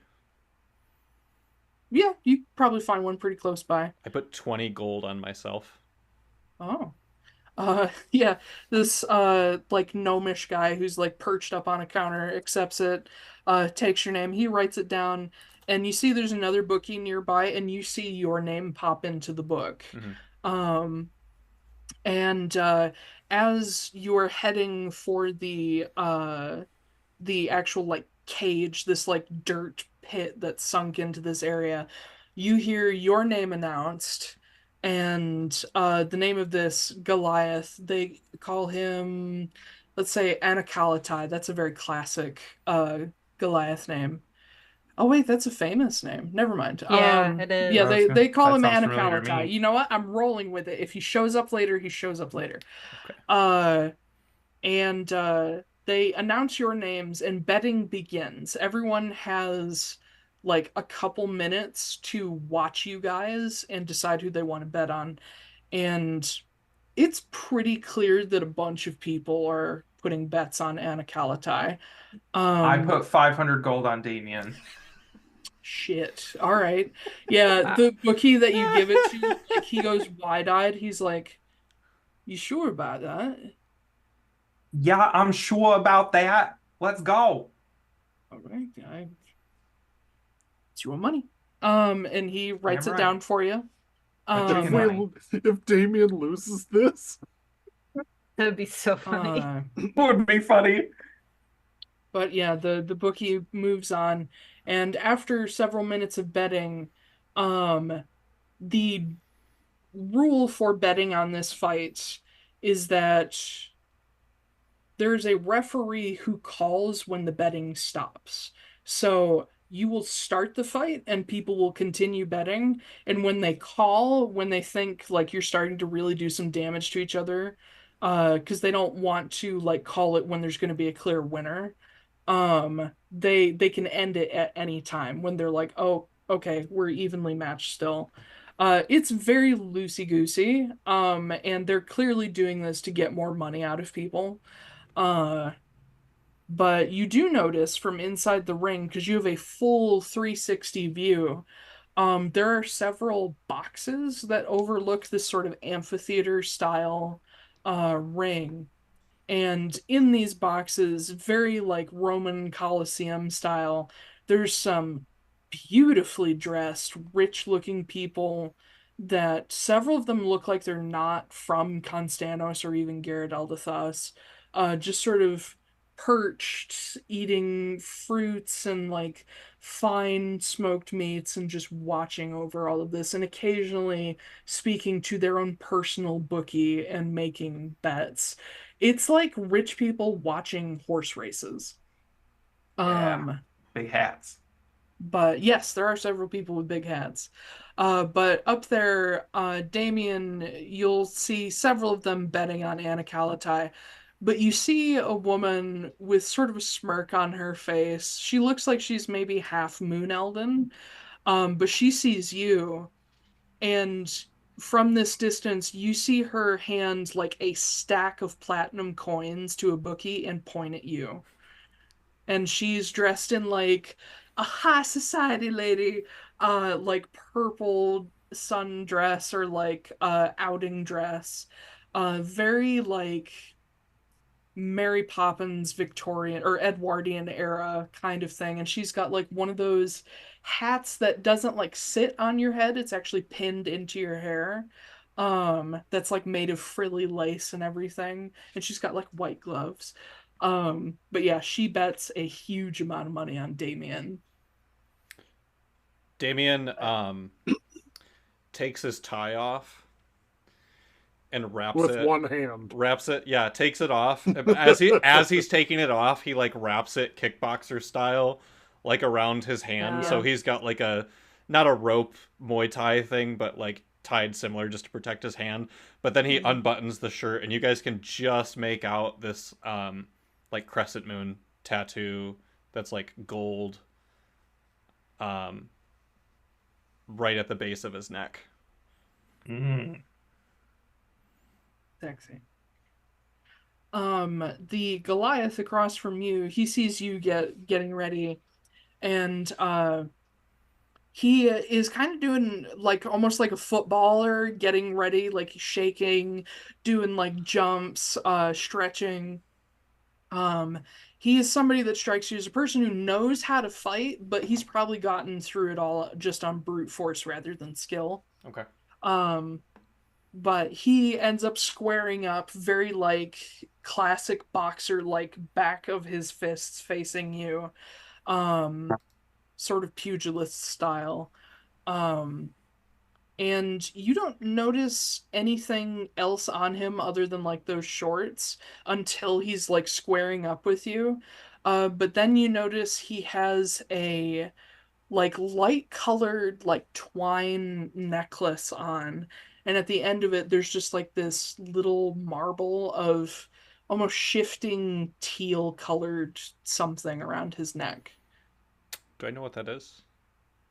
Make either an Arcana check or Even if I can't tell what it is specifically, even if I can Yeah. infer just like what it could be. I would say, make an investigation check. You wouldn't necessarily know to do Arcana. 26. 26. That is a piece of what is now called electro-arcanic glass, aka residuum. Okay. Oh, So he's got a little something something going on there for sure. Potentially. Yeah. Cool. All right. Let's fucking do So, this. we're gonna theater of the mind this because it's only two fucking people. Yep. So roll me That's what your you think. initiative. That's what you think. Oh, that's Whoa, bad. jutsu. I rolled a 6. yeah, I was gonna say. I rolled a Yeah. I rolled a Six. I rolled a 6. Okay. Did you roll a 6? I did. I rolled a 6. Oh. That's not great. Sounds like you Doesn't that rolled a mean your 6. initiatives is like 20 then, since monks get like super initiative? It isn't actually. My initiative is Oh. +3. Oh, okay. Okay. That's okay. That's not the kind of monk stuff that Damian's good at. Anaconda, I shit. got an 8. Stuff. That is better than me. Alrighty. So did you roll a 6 or did you roll a 3? No, I rolled a 3 and I got a Oh, 6. okay. Yeah. Oh, boy. Okay, It was, okay. yeah, it was rough. So as you square off with him, he does like approach you and like still his fist's like only halfway up, and he offers out a fist like a boxer, like whatever that thing is that they like tap each Yeah. other's gloves. Yeah, tap each other's gloves. Yeah. Fist bump. Yeah. Insight Yeah. check. Is this a trap? Okay. It's a trap. Oh, that's a nat 20. I should have saved. Absolutely. I should have Yeah. saved that. Yes, he's about to punch you the moment you put your hands out away from your body, or your one hand out away from your body. Cool. Knowing that it's coming, I still stick my hand out away from my body. Okay. I'm gonna give him disadvantage because you know it's coming. Okay. As he's got like one hand a little further out than the other, and he basically does a short jab at your face. Okay. He rolled a grand total of 8. An 8 does not hit. I just step back. And he gets this like smirk on his face, and he's like, all right, come on. And he's like doing the boxer shuffle toward you. Mm-hmm. Are you fighting Matthew McConaughey? Yeah. All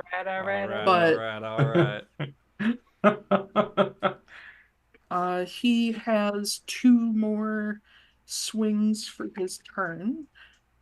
He has 3 attacks. Yes. That's Well, what I like with about his- these elven with his girls. I monk get older, shit. they stay the same Oh, age. he's a monk. No. Got it. No, because elves age slower, So so, this is they a- stay I know, the same age. So this is a though. flurry of Ew, blows though. then. Okay. Yes. Okay.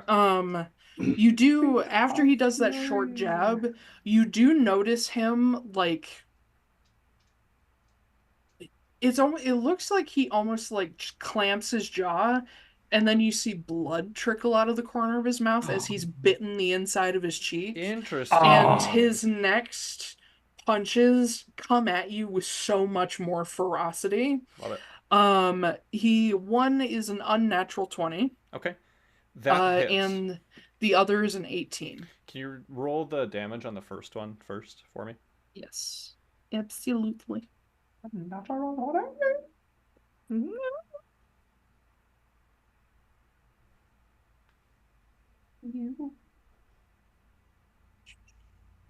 I can't wait to kill this school child. Okay. But then the dark one will return. Actually, if I kill the child now during 4th year, the Dark One will not return. Oh, that's a good Okay, point. so that first one is gonna be 9 damage. Okay. Followed by No, it isn't. okay. Damian is going to use advanced deflect missiles. Oh. And he's going to reduce that by 9 damage by blocking it with his forehead. What? And then I'm going to spend a key point to attack as a reaction. And All right. I was just hit with an attack, so I have advantage on this attack. Hell Cool. yeah. Let's go. Oh boy, we're getting into the unique shit. Okay, that is plus 6, so that is a 17.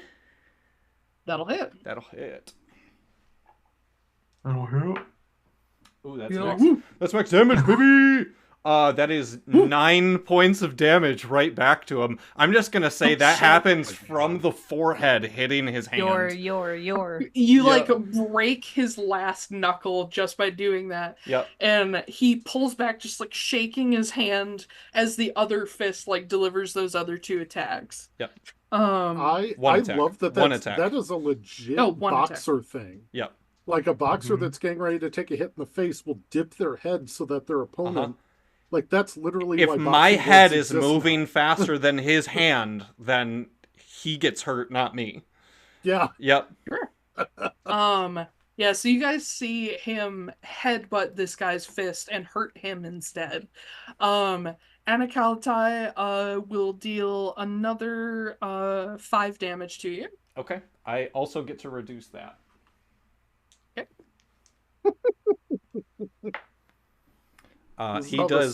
He does no damage. Cool. My God. So this Goliath is just trying to beat on you, and he's hitting you. There's no response. Yep. The military training has kicked in. You show no pain. This is the training that Damian has done since they started leaving wherever the fuck we were before. Damian's already forgot where they were last. Oscary. Yep.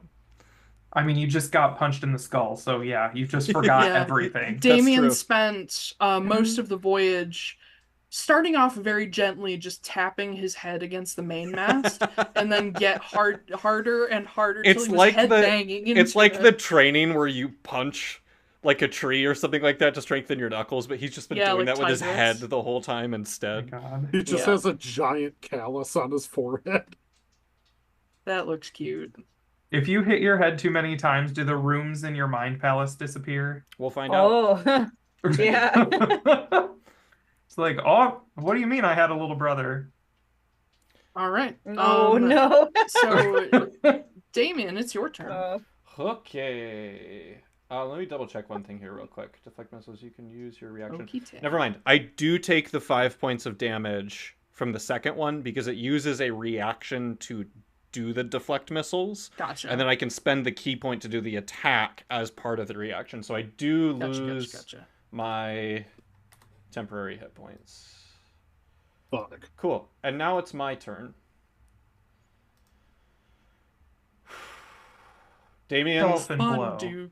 Damian hasn't been in like a legit fight where he actually got hit in a long time.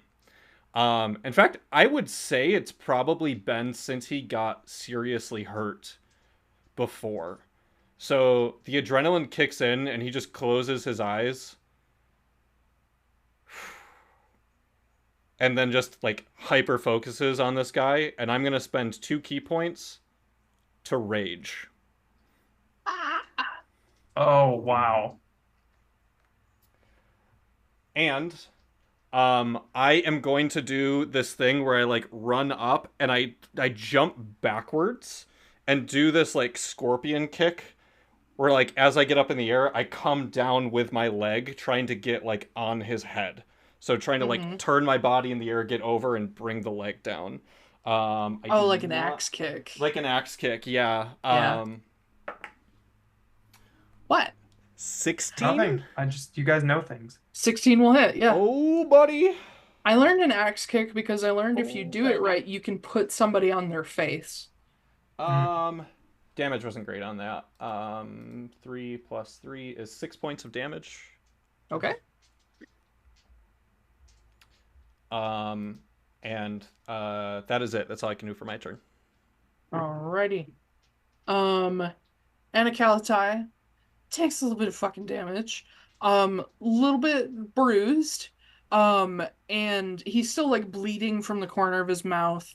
And you just hear him like each time he gets hit, he starts breathing a little harder until he's like full like snorting. Like if it were cold in here, he'd be snorting like steam. Like he's starting to turn into a raging bull. Love that. And he reels back for another bunch of punches. Harley, I'm gonna hit you with tremendous punches. All right, I have a 16 to hit. 16 does not hit. All My right. AC is 17. Anakalatai the tank engine. Yeah, because he's blowing steam. Cute. Like Thomas. I get it.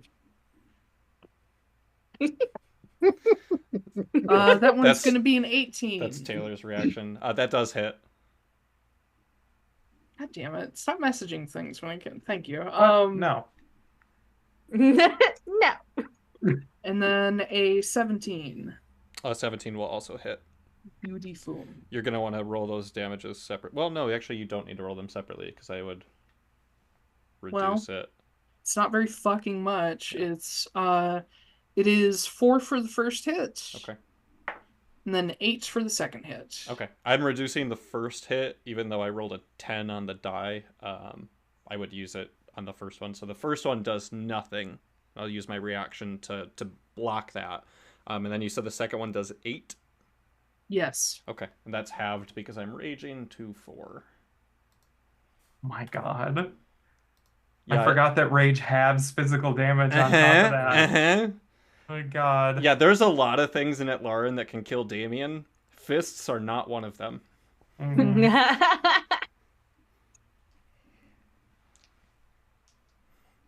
All right.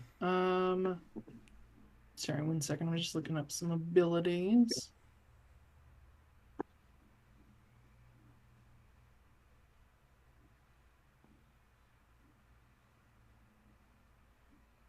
I don't remember how to use monk. Well, if you attacked and then also did Flurry of Blows for 2 more attacks, that would be your action and your bonus action and a key point. Right.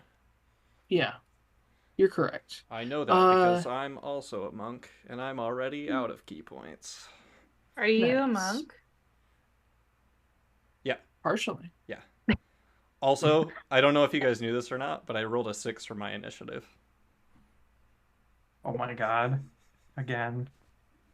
Okay, yes, that will end his turn. Cool. That's a 19 to hit. That'll do it. That'll do. That is 5 do. plus 3. That is 8 more points of damage. I'm trying to body the guy now, going for the body shots, because like if I can get in close, my one arm I can use to do more blocks, and I can like come up with the knees. So I'm trying to really invade this guy's space right now. Gotcha. Mm-hmm. You're just fisting him to death. Fisting him to death. Yep. Yeah. Trying to get behind him. The Doom Fist. Yep. That is the turn you best into position. a Muppet. Yeah. Oh. How much damage did you deal? I did 8 points of damage. Total? Yep. Okay. Yep. Damian is very good at taking damage. He does not do a lot of damage, though. Yeah. Yeah. Alrighty. Bring that back. It's just a slugfest now. It really is, yeah. He is... I dropped a dice. Sign says. Yungi ate the dice. Shit, it was my D10 too. I need that. You can keep going. I can still hear you. Yeah. So he punches away 3 times again, and only the third one will hit. Okay. With a 17. I found my D10. What? Nothing. Continue. And he is going to use one of his monk abilities to force you to do a dexterity saving throw. Okay. How much damage did the attack do? 8 points. It did no points. Cool. The dexterity, the dexterity saving throw was a 22. 16 plus 6. So he goes in for flavor. He's just been boxing at this point. And he finally decides, oh no, we're wrestling. And he goes in to grab you. How do you get out of him, like, trying to, like, grab you around the waist? If he tries to grab me around the waist, what I will do is I will step up onto his knee and I will jump up and back away from him. Nice. Yep. Yeah, he goes to try to put you on the ground, basically, and you avoid it. Okay. Is your turn.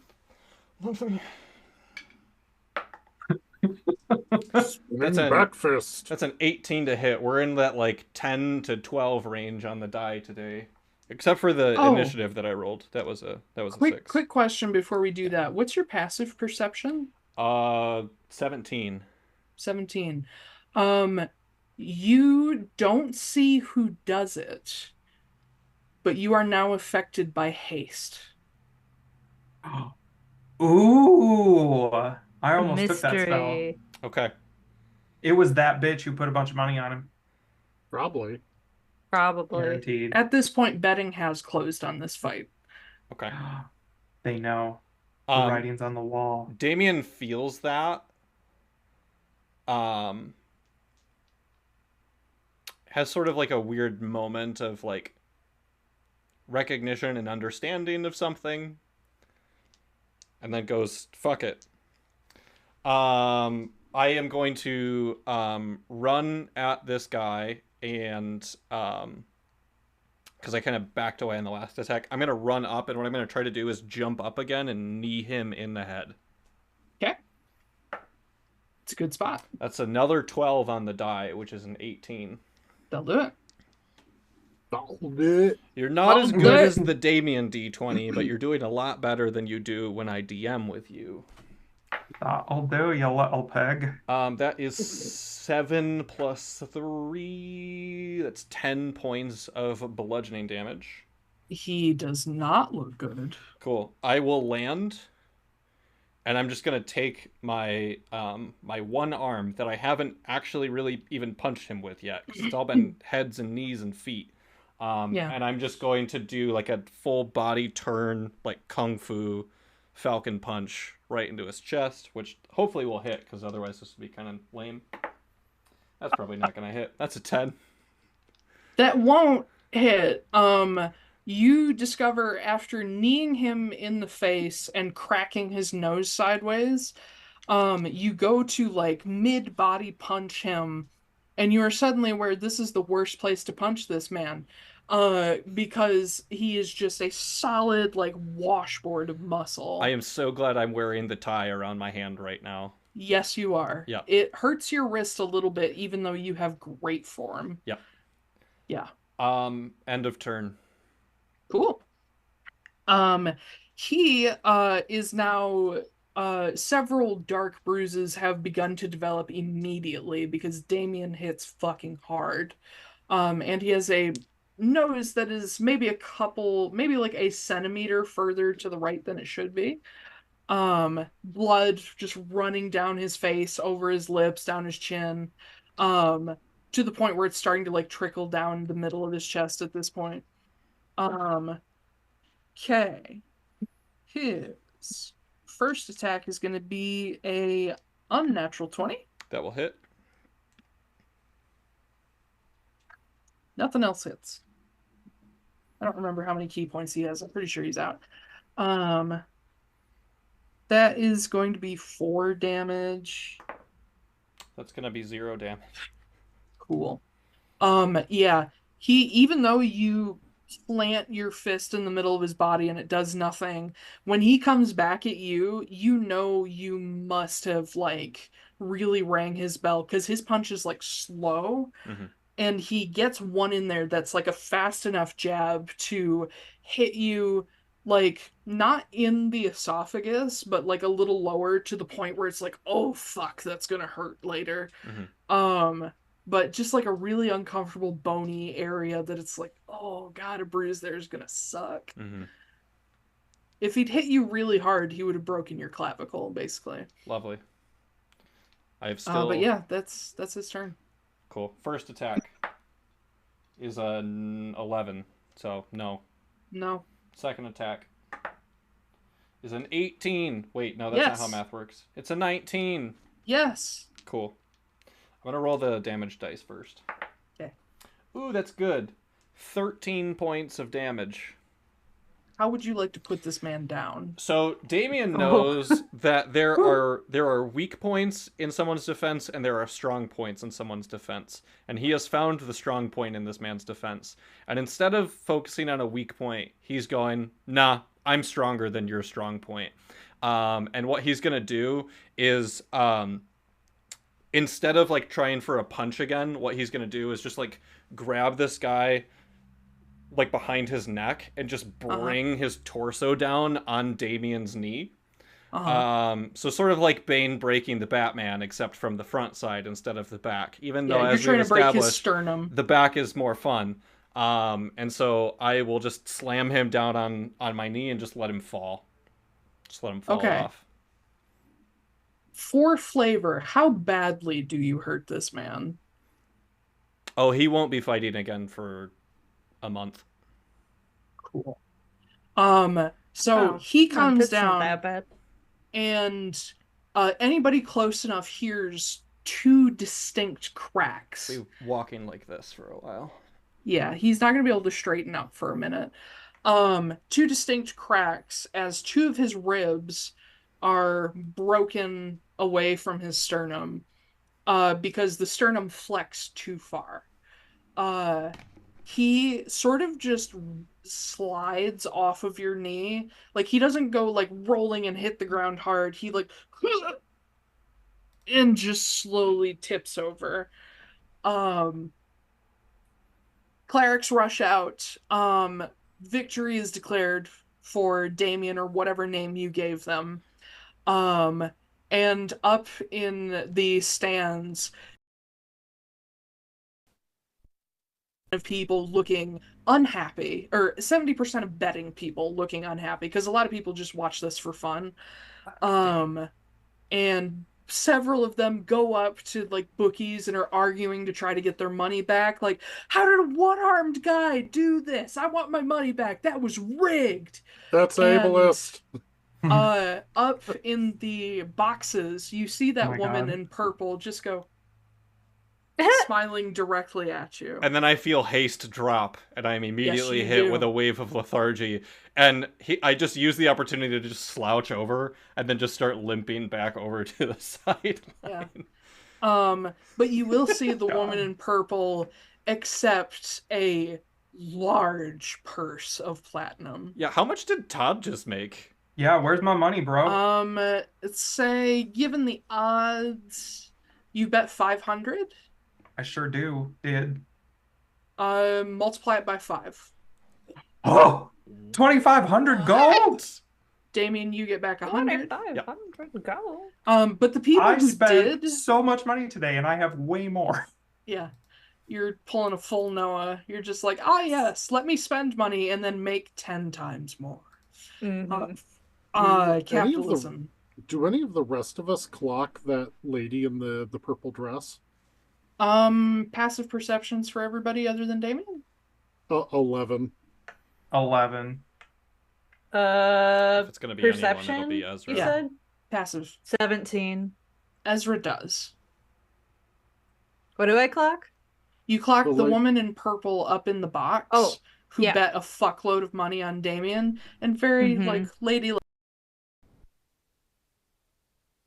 Does she look familiar to me since she looks a little bougie? Make a history check. I'm going to give you advantage because you are kind of a socialite in your job. That was a 12. You have seen this woman before at La Compagnie. You don't recall ever having seen her take part of like brothel services, but she has taken part of host services. You know that Gideon has spent a day with her before. But most of the three times you've seen her there, one day was with Gideon, and ended up a couple other hosts joined them too, and they were like playing a little game or something. The other two times you saw her walk up and talk to Madame Bastien like they knew each other. Oh, She's the that's big bad. interesting. Calling it right But now. to recap what she looks like, since people are paying attention now, she's in like an Edwardian era purple dress. Think like either Mary Poppins or better yet, think Barbara Streisand, Hello Dolly. Like Yeah. her opening number dress, but in Yeah. purple. Big Um, carpet thing. with like a big like lace and tulle hat that's pinned to her hair. She's got like that very neat, nice Edwardian style bun. She looks to be a half moon elf. Has sort of the short pointed ears, kind of triangular, sharp features. You would guess that she's maybe in her 40s or 50s, which is not that old for a half elf. Uh, there doesn't appear to be any family resemblance in there, is there? You are too far away to tell. Okay. I'm gonna Mom? no. It's not. Well, I'm Sorry. I'm wondering if it's fucking Vitas. the Vita. Yeah, uh-huh. It's Vitas, really? She just screeching Vitas. in the box? No, I can't get up to where she is, right? She's sitting in a Do you want to try? Sure, why not? Okay. Make me make me an investigation check to see if you can figure out how to get there. Persuasion check. Persuasion. Persuasion. It'll get you 18. far. 18? Yeah. You actually find it not that difficult to figure out how to get up there. Because you saw a gate at one point in one of these like amphitheater entryways. And well, not a gate, a velvet rope entrance. And Ooh. you recognized a like bouncer there who's like in not a tuxedo, but like the long waistcoat of like butlers and movies set in like 1700. And with the like cravat and like the white gloves. Except this person is large. This person I would say is a on the taller side female orc who is almost busting out of her sleeves. She's not just like broad and muscly, she's also got a little bit of weight on her, but she is like guarding this and no one dares come near. Does she look familiar? Make another history check. Boston. Yeah, 4. Or nope, She be you don't bussin'. recognize her. All right, I'm gonna walk up to her and just be like, hello, darling. How are you? What do you want? I happen to be friends with our lady in the booth over there. I just wanted to stop in and say hi. Yeah, who are you? I'm Ezra Castille. I work at La Compagnie de Fleur with Madame Bastien. Make a persuasion check. Okay. Persuasion. 19. 19. All right. She kind of like you see her like start to like put up the defenses like ready to grill you for more info because that's a very specific claim. And she's like, okay, this isn't just some like street rat trying to get in. But when you mention Madame Bastien, She like leans down a little bit to your level. She's only a bit taller than you. She's like, "Oh yeah, I've seen you before. The Hmm. lady requests your presence." Oh, yes. "Hmm. All right, go ahead." And she opens up the velvet rope for you. You just got this Thank you, my person dear. so fucking fired. Thank you, my dear. And afterwards, I would love to talk to you a little bit more too, if you're amenable. I I'll want give her a little She- wink and then, yeah, I give her a little wink and then I'll go in. I want absolutely nothing to do with this, and so I'm just gonna go over by Preston. Wow. Yeah, I'm waiting there with your coat and your cape or Yeah. your cane. Damian, there are several people that run up to you excitedly and are just like, "You just bought me so much money," and are just really excited about you. I Um, I hate this, and I know so you I do. go stand over by Preston and try to look as uncomfortable as possible. That doesn't stop a lot of people. But it stops some who are politer. But eventually you will get like left alone as people are like, "Oh shit, I gotta bet all this new money on this next fight because I have a gambling problem and I don't know how to solve it." Um, The How many gas of them are station every children? Friday. how Oof. many of them are children? Yeah, placing Um, bets. I would say of the people there that you see doing bets, you do see children like running up to bookies and handing them like different purses of money. Okay. You get the idea pretty quickly that they're not allowing the children to bet, but the children are betting for other people. Like they're running money up. Oh, And a core lot of Children not memory. mature these, enough to bet, mature enough to work. exactly. Yep. Industrial Mhm. Revolution, baby. They yearn for the Um, mines. a lot of these kids look pretty thin, pretty dirty. Some of them don't even own shirts or shoes. So you see them like hustling as they do this. But yeah. Mother, I don't want a bicycle for my birthday. I want coal lungs. When I when I know Ash is gonna talk to Vitas real quick, but when I do make it to Preston, when I do make it to Preston, I'm just gonna kind of quietly be like,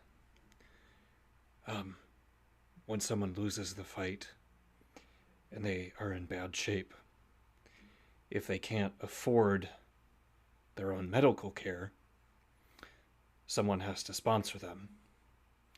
And I wonder what happens if no one sponsors them and they can't afford their own medical care. Animal testing. They might just have to work it off. But it could take a while, depending on how extensive the injuries are. Mm-hmm. Or they could volunteer for special projects.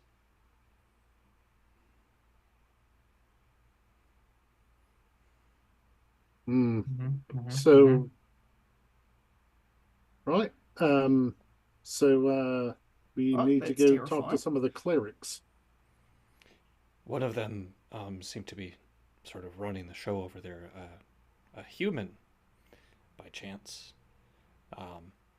We should see what happens to those people who are injured and can't pay their way. Right. Right. So here's your coat and your cane, and let's see what we can do. Maybe put some of the winnings to good use. Agreed. And then Preston and Damian will go over to the. I don't And like Todd- that we're simulating walking now. We're gonna go And over then to Todd- the No. I hate that. Todd and his goose friend walk up to the ring. Yeah. Wait, what's Todd doing? Todd's gonna I'm fight. fighting a child. Are you taking your goose with you? He's gonna hold my hat. Oh, Obviously. Gotcha. Do we want to do the fight or the conversation first? Actually, let's do the fight first because I have a feeling this is going to be very short. Let's do it. So Okay. yeah, Todd, Go. you actually catch a little bit of what Damian saw where since you got an opponent right away and there's not that many magic fights, you go right after Damian. Yes. So you see Anacalitai dragged out of the arena, dragged back to this like clerics area, and they start basically stabilizing him until they can talk to him.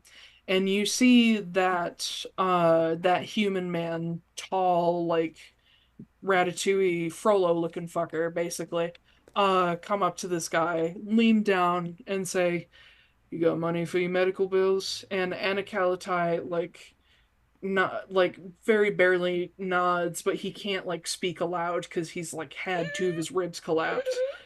Um, but he manages to say enough that the cleric nods and says, "All right, all out, boys, all out." And they come up and start using magic to heal him. And like potions and stuff. I am gonna bet 100 gold on Todd. Cool. Anybody else want I'm to gonna place some bet bets? 500 gold on myself. Holy shit. Todd's walking That's out of here with great. 5,000 gold. Yeah, I got that.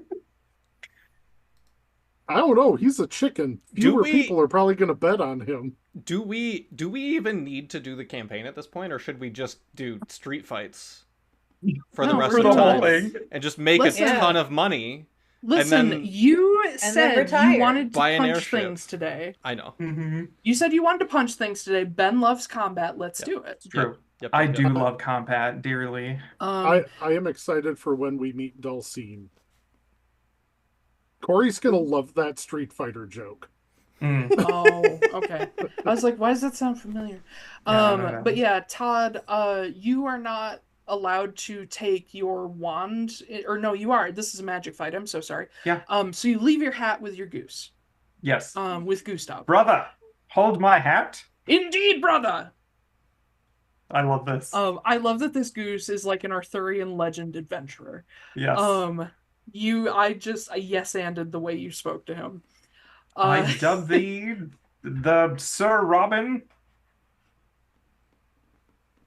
Or Sir Gustav. It's Gustav. That's Sir right. Yeah, it's Gustav. Gustav. That Sir canon. Gustav. His name is Sir Gustav. Sir Gustav and Bartholomew. Gustav the Gander. Hell yeah, that's a great name. This poor child. But yeah, you step into the ring with your wand and your harness still on you. You're not allowed to use magic items, unless they are already like attuned to you beforehand. Okay. And if you do cast any like buff spells, that's fine. Their only rule is that you cannot cast anything that would destroy the body of your opponent. So no fireball. No disintegration spells. Got it. They really mean more disintegration spells. Yeah, like you can banish somebody as long as they come back, that's fine. But the waiver for this kind of fight is way more serious, where they're like, you do understand that your body could be destroyed and you be unrevivifiable. And there is like a thing of like insurance where they're like, if you can put up this much money before the fight, we will actually go get you resurrected. What do you want us to tell your family? I Yeah, was which- just gonna say that. Yeah. I, That whole yeah. thing. It's just like one of the Yamcha in a crater. questions one of the questions on the waiver is next of kin and do you have a will? Nice. And yeah, this Perry walks out into the ring across from you, and his spellbook is elsewhere. He's already got his spells ready. He has a very simple, what looks like a bit of twisted driftwood wand.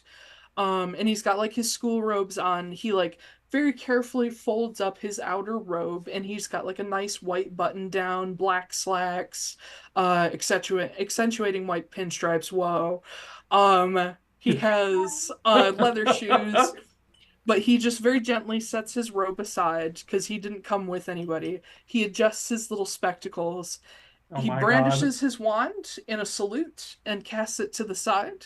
And he's ready to go when you are. I take out my wand and I look at him menacingly with it in my mouth. He smiles. first, Sir Chicken.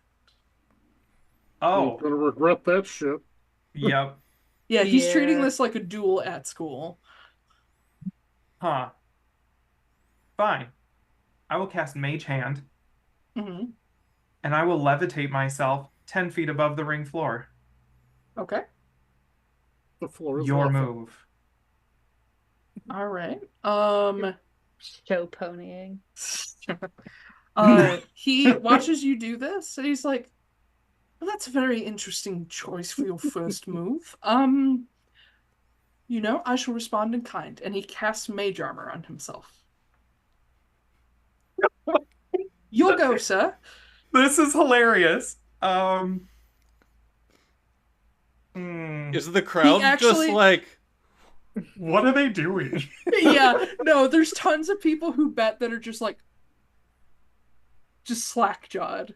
But yeah, Perry actually like announces his spells when he casts them. Of course. Instead of armor. doing Magic instead of missile. doing like Yeah. instead of doing like arcane incantations, he says, mage armor, ice about me, and like shit like that. this kid is in the wrong neighborhood. He is a fully new fucking wizard. This kid got hazed at school, and like, so bad. He's trying to get popular. Mariko Delfoy was like, "Hey, Perry Hodder, if you want to be cool, you should do these wizards duels, and you can go to this fighting ring and do wizards duels Yeah. there and be cool." And then no one saw Perry ever again. This My child God. is going to be homeless because he's not going to be able to afford his medical debt. His home is going to be childless. Yeah. His parents won't be able to afford his funeral debts. It's for sure. Oh, they aren't going to be able to. They aren't going to be able to get a burlap sack to put the ashes in. It takes a very special go. broom to collect all of that. Let's go. Go for it. Okay, it's my turn. So, I'm going to spend 2 sorcery points to bonus action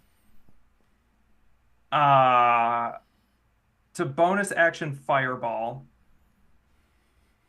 And I'm gonna make sure I back up enough. I'm gonna be like, good move, fireball. I like that you're being polite back to him technically. Like Yeah. socially polite. Otherwise you're trying to kill him. Please tell me that as the mage hand Oh, hits you Perry! back, you just go like this. Oh no. Yeah, basically. What is his thing? Natural 1. Oh! Well, it's Oh, only Perry. 8d6 Woof. fire damage. That's It's what the only 8d6 on this basically normal man. that's what the waiver's for. Man, child. Child, 16, yeah. Oh. He hasn't even done his OWLs this year yet. Oh no. He'll never live to 29 see points his of fire NWTs. damage. To be fair, if he's 16 years old, he would be in his 6th year at Woghart.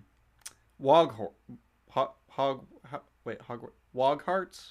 Would that be Wogharts. Wogharts. Wogharts. I like Wogharts, So he's a actually. 6-year student, Uh, you know. So I you hope know. you know this is all canon. Yeah, absolutely. Perry Hopkins, sorry, It's okay. Perry Harry Hodder. Hodder. Perry Hodder Hodder. from Wogharts, the 16-year-old level 1 wizard. Oh, if And the his Foblet of 6th year Gyre. of school, that means that he His probably Foblet of Gyre. just Ew. never mind. We'll stop the Harry Potter. I do Does love he that. He's a How does first he level do with- wizard. how does he do with 29 points of fire damage? 29 points of fire damage. He doesn't. First level wizard. If you fart too hard near him, he's gonna die. Yeah. Takes 1d4 of existence damage. Yeah. My God. Yeah, so you cast your fireball, and you've all seen Todd cast fireballs before. They're fucking explosive. So I would you imagine cast Todd it. rockets backward like 10 feet as he fires it. Yeah, like the genie in Dark Cloud. Yep. Yeah. But yeah, you fire it, and your mage hand like creates a backstop for you as you're just punted backwards, and there's just this, and the whole place just fills with fucking dust and smoke and fire, and several people scream because they're like, holy shit. The dust and smoke begins to clear, and you're like, where is Perry? And you look at the far, like, chain link wall where he just peels off of it and falls to the floor. Oh God. Is he dead? Make a medicine check. Oh God. I mean, he's Also- not Oh, moving, I'm boy. assuming. If you take damage amounting to your actual like hit points into the negative, you fucking die. Uh-huh. Don't you have to double it? Double it, yeah. Okay. Still, he's probably dead. That kid probably So had if- like 7 hit points. Medicine check is a 17. This child is not just dead, you exceeded his hit points triple. His clothes are destroyed, his wand is destroyed, everything about him is destroyed, his hair is gone. I haven't even used my action yet. His like bones are broken in so many Oh my places. God. His lungs have deflated. Oh my He God. his eyes are burned white. Oh my And God. there's blood coming from every orifice. I'm gonna. You I'm nuked gonna- this kid. Yeah, You that's nuked this Jesus. kid. Does love that anybody this know is- how to revive? I love that this is the opposite of what happened to Magda. Bro, I don't have Revivify prepared, nor do I Revivify, I have. don't know. Wait. Or would no, actually wait, save do I? this child. I do. I do Wait. have Revivify. Ezra's Re- not there.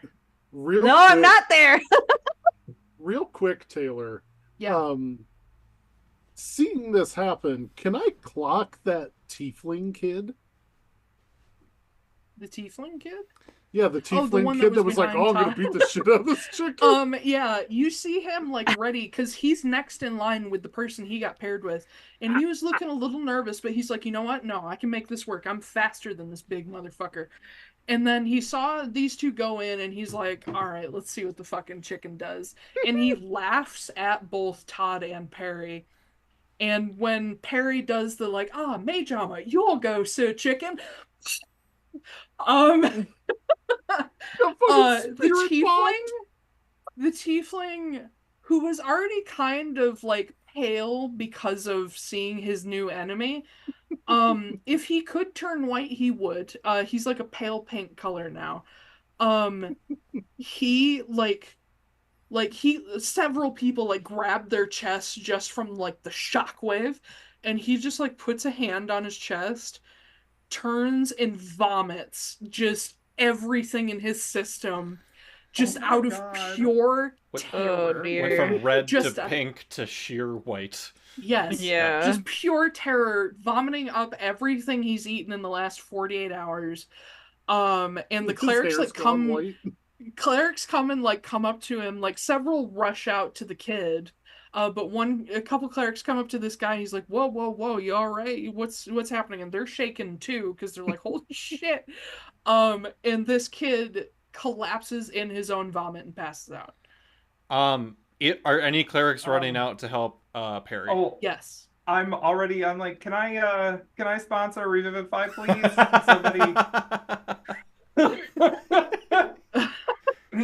Someone bring this cursed child back to life, please. Yeah, the clerics like run out to Perry, Jesus and fuck. one of them Well, bothers you to check got- for pulse. You got one of the Horcruxes. Um, Oh my Yeah, God. that. one of them like goes, Uh. the guy that you guys have been watching, the Frollo looking motherfucker, he runs out and like checks a pulse even though he knows the answer already. Where does he check this pulse? On the husk of this body. But Todd, you speak up. You're like, can I sponsor the Revivify? And he looks over, nods, pulls out a diamond from his pocket, and casts Revivify on this kid. Which will bring him back to 1 hit point. Perfect.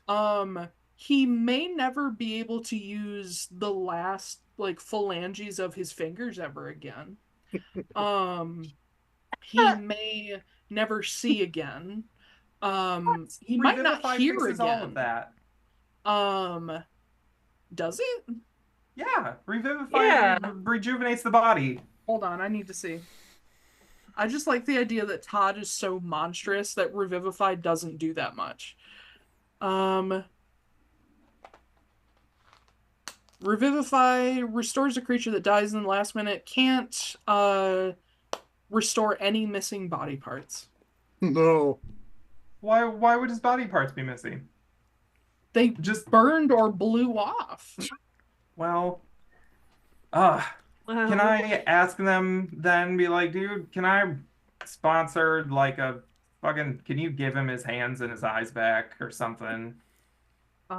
What's that called? What's that spell? Heal. It's like a No, 7th it's- level spell. It's Yeah. regeneration. yeah, regeneration. Jesus fucking Yeah, that's a Christ. hefty ass spell. I don't even know if any of them can do that. Probably not. No, I don't Anything think so. above 3rd level is really regulated by Abor. Oh yeah, regenerate is a is a 7th 7th level level spell. spell. Yeah. Hold on one second. About to end this whole man's career. Fireball is a mean bonus to. action. It's such a fuck you to that child. You didn't even need to use those sorcery points. No, I could've- know. But it's so much better this way. I was ready So- to cast a second fireball. Todd, you're gonna love this. The no. cost of a 7th level spell scroll, if you want to sponsor one to get it for this kid, is 5,000 gold. You're still Wow. gonna lose fucking money. Oh my god. No, because you bet on yourself to win this fight, so I you are did. gonna make money. But you're just not gonna make as much money. Yeah. No, How he much won't- money do he I won't get for make winning any this? money. Todd was not the popular choice. You will get back, let's say 8 times what you bet. 8 times? You bet 500. That's 4,000 gold. Okay, Yeah. he's gonna come out fine. Oh yeah, I will still be in the positive. All right. Would you I- like to buy a 7th level spell scroll for this boy? You don't have to. Why do I care? I don't know. That's my I question don't too. understand Also, why I care. I can't imagine one of those is like readily available either. They probably have to like order Get one. They have to commission it, yes. Yeah. You gotta FedEx that shit. I love that Ben came in ready to delete this boy, and now that he's deleted him, he's like, oh no. Can we feel control a Z, little bad. please? Can we control Z? Do I want Let's. this boy? Well, look, Perry ended up scarred after he almost died. Mhm. I guess You I know should say what? Harry did. He's you know what? Maybe being blind and missing parts of his body will make him a better wizard So because he won't rely on certain senses anymore. build character. It'll be good for him. Oh, character. Building. I'm so sorry I disabled you, young boy. 16-year-old bright young wizard. What's that? So, You want to do be able you, to vote? Let me say this, Ben. Yeah. Do you want to sponsor anything for him, and how much do you offer? I feel like this is partially his responsibility for being stupid. Mm-hmm. Oh my god, you turned into the American healthcare system. Yep. Yeah, God. Todd doesn't really like people, so I need to go with Todd. So Todd will sponsor him an additional 1,000 gold, and be like, if you can figure it out, cool. If you can't, come find me someday, and I'll send you to a place where you won't need your eyes. That sounds like a That's threat. so dark. Yeah, God. Do you say that to him as they wake him up? Yes, absolutely. Fried child, Konstanos fried child. I'm yeah. sorry, I thought you said you were ready. The boy who's just shivering uncontrollably as they just wrap his entire body in bandages and try to give him some level of comfort through like healing spells and whatnot, just to like take away some pain. He manages to croak out. He says, "It was a very good duel, sir. Well done." Wow. So I'm he gonna probably leave doesn't have any him- fucking lips. I'm gonna leave him I'm so very good deal, sir. I'm gonna leave him my What? my name so that he can Vodro post me when he can use his hands again. Oh boy, this is gonna be a recurring character. All right. Yeah, I'd be like, hey, send me a letter when you can. You are his Dictate Hugh, if I not be need to. named. This Yeah. guy, this kid is going to be our pity Jasper. Yeah. Yep. That's God. no, I would not force that on this child. I've written him down as Perry Hodder, destroyed wizard. Sundered wizard. The boy who Sundered lived. wizard. That's better. Barely. The The boy only who woke back up. the only spell I know that might even be marginally helpful is mending. That's not gonna help him. No, I know. That might like fix his shirt. The boy who misordered extra crispy. The boy who dared. But anyway, yeah, Todd, you get paid out your money. You can leave as much as you like with him, to help I'll him leave get 1,000 started. gold with him. To be fair, if he was going to a wizard school, his parents are probably, got He's some fine. money. Well, if he's Harry Yeah, Potter, yeah. or if he's Perry Hodder, He's rich Mhm. as fuck. yeah, he has tons of money and no parents. The boy who Perfect. wishes he didn't live. Um, Gee. Well, if I we're love that reversing, yeah. if we're reversing everything, Perry Hodder has parents but no money. Oh my god, I didn't see the gif of fucking Uncle, what's his name, and Aunt Uncle Owen Peru. and Like, just Konstanos fried child, you guys are That's fucking kind of- killing me. Yeah. Anyway, Ezra, as all this crazy shit is happening, we'll finish up I with have you. no idea that You it's have going no on. idea till you come out into the box and you see a lump of black ash and a bunch of clerics trying to wake it up. Wait, you mean Ooh. Ezra didn't hear the explosion? Oh no, he heard the Oh, I explosion. probably did. Yeah, Felt the and it was wall like, shake? Jesus. Yeah, like dust and Ugh. little bits of rock came out of the ceiling. Oh, that's Must have probably- been Todd. That is Oopsie daisy. that is unfortunate. Anyway, Yeah, so I should tell you that in this box, there is a dedicated bookie who's just like standing in the corner, a little gnome guy. There is a child in here, a like young half moon elf, Set it maybe on fire. like 8 years old, who's like not even tall enough to see over the edge of the booth.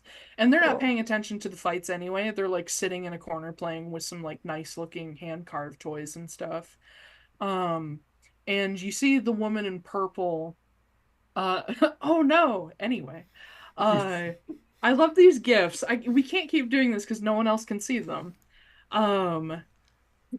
The woman in purple is sitting in like a padded armed chair, just looking down at the fights.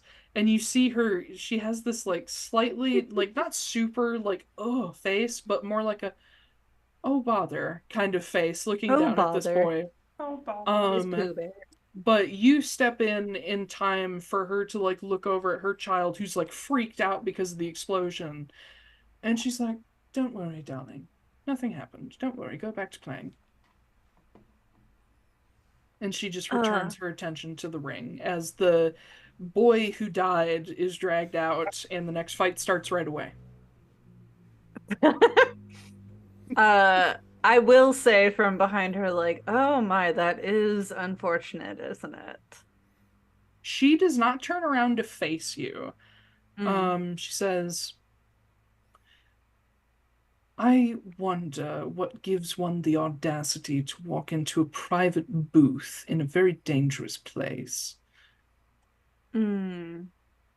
Please forgive me. I didn't mean to be audacious. I simply wanted to say hello. You are a familiar face, and I noticed that you helped my brother out there. Just wondered. She does finally turn her face toward you. And up closer, you can see that she has pretty dark hair. She has not the same skin tone as you, but like in that like range of color. So you can kind of guess she's probably a Western half moon elf, as far as like Ile de Argent goes. Mm-hmm. And now that you're up close to her, you see like her hair is pulled back beautifully, like shiny, and then she has these like tiny little curls at the sides of her face. Very, very like fashionable, Konstanian lady. But she has her hands like crossed on her lap. Um, and she's wearing gloves, but you can see the outline of like rings on her fingers underneath it. And you notice that she has this uh sort of largish handbag, like a largish like clamshell style, not quite a carpet bag, sitting next to her. That looks like it's made of pure fucking silk. And she motions to a simple chair sitting next to her. After she like pushes like a little booster pad off of it, which was for her kid, but she motions to it as she looks at you. Um, and upon a closer look at her, you will notice that her eyes are kind of a strange shade for an elf.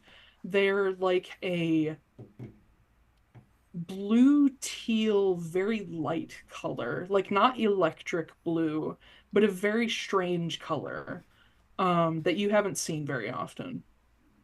But she Okay. motions to the seat, and she's like in the lady like sit pose where she's got her hands in her lap and her ankles crossed and like very like facing like slightly over one shoulder, very prim and proper as she watched these horrible fights go on down below. She says, "A familiar face." And she looks at you, kind of looks you up and down. "Forgive my rudeness. I don't seem to recall yours."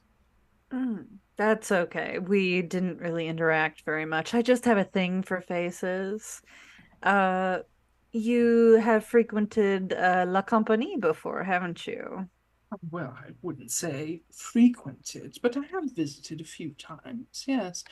Are Yeah. you employed there? You I certainly have the am. looks for it. Ugh, stop. Uh, yes, I am. Uh, I noticed too that you seem to have some familiarity with the Madame, and not many You could people say can that. claim that. Am I being interrogated, officer? Oh no. No, not at all. This is mere casual conversation. I'm simply an agent of curiosity. Hmm. Hmm. Well, then I suppose I ought to introduce myself then. And she offers out a hand, not in like a shake, but like this. Mm-hmm. Um, and she introduces herself as Victoria Boa. Sorry, Victoria Boeing. Oh, okay. All right. Ezra puts that away. Um, and he does reach out and give her hand a little kiss. And she smiles. She Enchanté. appreciates that. Hmm. She says, "Indeed. And you are. Did you already introduce yourself?" No. Okay. Uh, Ezra Castille. The pleasure is all mine, really. Castille. I feel that name is familiar. Well, You're the Madam's Ezra. hmm yes. Oh, she talks about you endlessly. Ugh, It's lovely to make your acquaintance. Any yes. friend of the Madam is a friend of mine. Likewise, honestly. And allow Uh, me to put your name permanently on my visitor list for my box if you like visiting this place. I would love that, actually. I'm very Um, flattered. and she like reaches into her corset and pulls out a card and hands it to you. Mm, She says, and of course have my contact information. yes. Um, and this is very much strikes you as like businesswoman making a connection. Yeah. Um, and you see it says Dr. Victoria Boeing, Oh, mm, Konstanos Board of Health. mm, Oh. mm-hmm, mm-hmm, mm-hmm. Well, that's very interesting. Okay, I don't say that out loud. Um, uh, I'll tuck away um the business card. Uh, yes, it's very interesting. Do you frequent this place often yourself? Uh, that's a difficult question. I try not to, but for business purposes, I have been around here more lately. Hmm. And what business would that So be? shady. Well, I do work for the Konstanian Board of Health.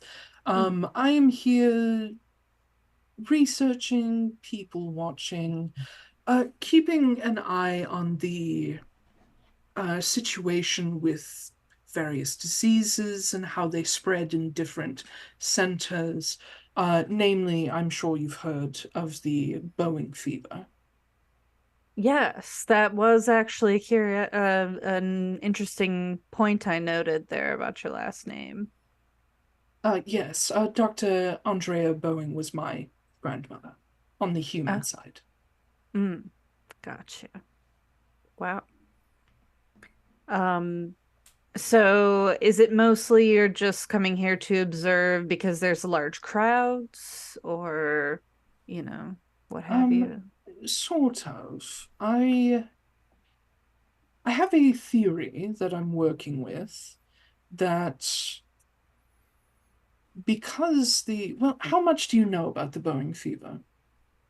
Oh, a marginal amount. Bleeding from the eyes, all that fun Oh, well, that's stuff. the advanced stages. Well, But uh, I have come to the conclusion that this disease, or whatever it is very strange, uh, is if it doesn't spread through people by contact, I'm trying to figure out how it does spread. And big crowded places like this, you would think everyone here, if there's one person sick, they all get sick because they're crowded right. together. And Mm, sure, that happens with the flu, the cold, other forms of fever, but it does not happen with the Boeing fever. I mm. am here essentially researching how it spreads. Do you have any? You said you had theories you were working on. What sort of theories are you working Well, on? my grandmother always had the theory that this was some sort of medical trial, unsupported by the Board of Health, perhaps done by some doctor who lost their license, trying to get back into our good graces. An unsupported medical trial that went terribly wrong.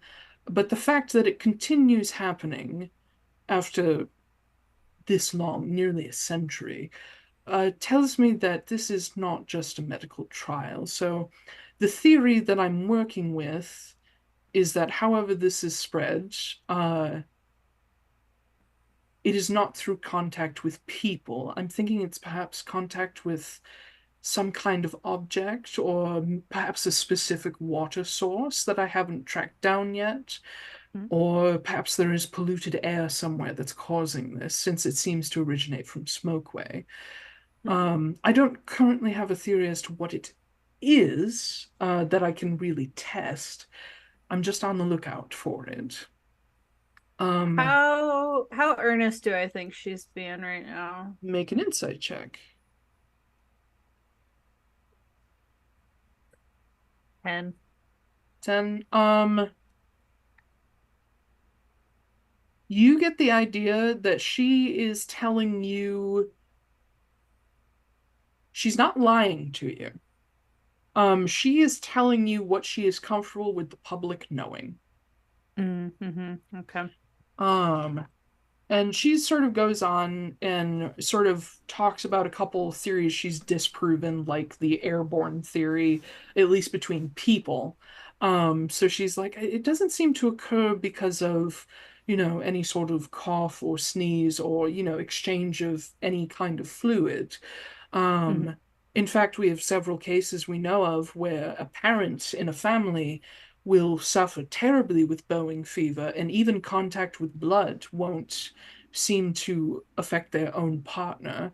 Though we have had also some situations where blood contact has. So it's unclear what's really happening. And she's explaining that you can see her interest is piqued because this is her thing. But eventually, she like looks down at a little silver pocket watch she has in like a little tiny pocket, and she says, "Oh dear, we're going to be late for dinner." And she Oh, looks over at her child and she says, "Darling, are you hungry?" And the kid looks up, who's in this like nice little waistcoat with like I think it's a what's the like bow tie looking tie? What is that called? A bow tie. No, no, no. It's her. It's like a bow with trailing ribbons. A cravat. Oh, like a No, it's not a cravat? cravat. Not a cravat. Not a cravat. I know what you're talking about. it's like that one Oliver wears. I know what you're talking about. Yeah, it was like Yeah. popular in the Old West. But he's got one of those little ties. Um, but he looks up from his little game with his wooden horses and stuff. And he's like, "I'm starving. I'm absolutely starving," and like forgets his toys and like gets up. She's like, "Well, we'll gather up all your things, put them in my bag." And she begins to like stand up and sort of brush out her dress. She says, "I'm terribly sorry to rush, but Oh, I don't know that's if we will okay. get there on time." That's all right. I do wonder, just quickly before you go, Yes. the man down in the pit with the one arm, you did cast some sort of thing on him, right? That What was you. man? The mm, one of the fighters down there with the one Was it arm. one? I don't believe so. I don't think I was here for that fight. Bullshit. Understood. All right. Uh, well, it was nice meeting you It formally. was lovely meeting you, Ezra. I hope to see you. Yes. Perhaps I'll see you sometime this week. I am due visit to the madame. Oh, wonderful. I look forward to running into you. And she smiles, gives your arm like a gentle little like friendly pat, gathers Oh, up her kid. I'm gonna lean down to the kid and actually hold out a hand to him and be like, "I'm so terribly rude. What was your name?" And he like straightens up like a little too much to the point where it almost like puffs his chest, and he like squares his shoulders and he takes your hands and shakes it. He's like, "My name's Alexander. Nice to meet you, It Alexander. is lovely to meet you." And he like bows as he does that, and you hear Victoria just laugh and she's like, "Very well done, darling." Mm. um and she like pats him on the head, and you can see he fucking loves his mom. He like clings to her skirts, and they walk out with her practically carrying this kid on one leg because he's that close to her. Mm. But yeah, they sweep away into the tunnels. Sweep away.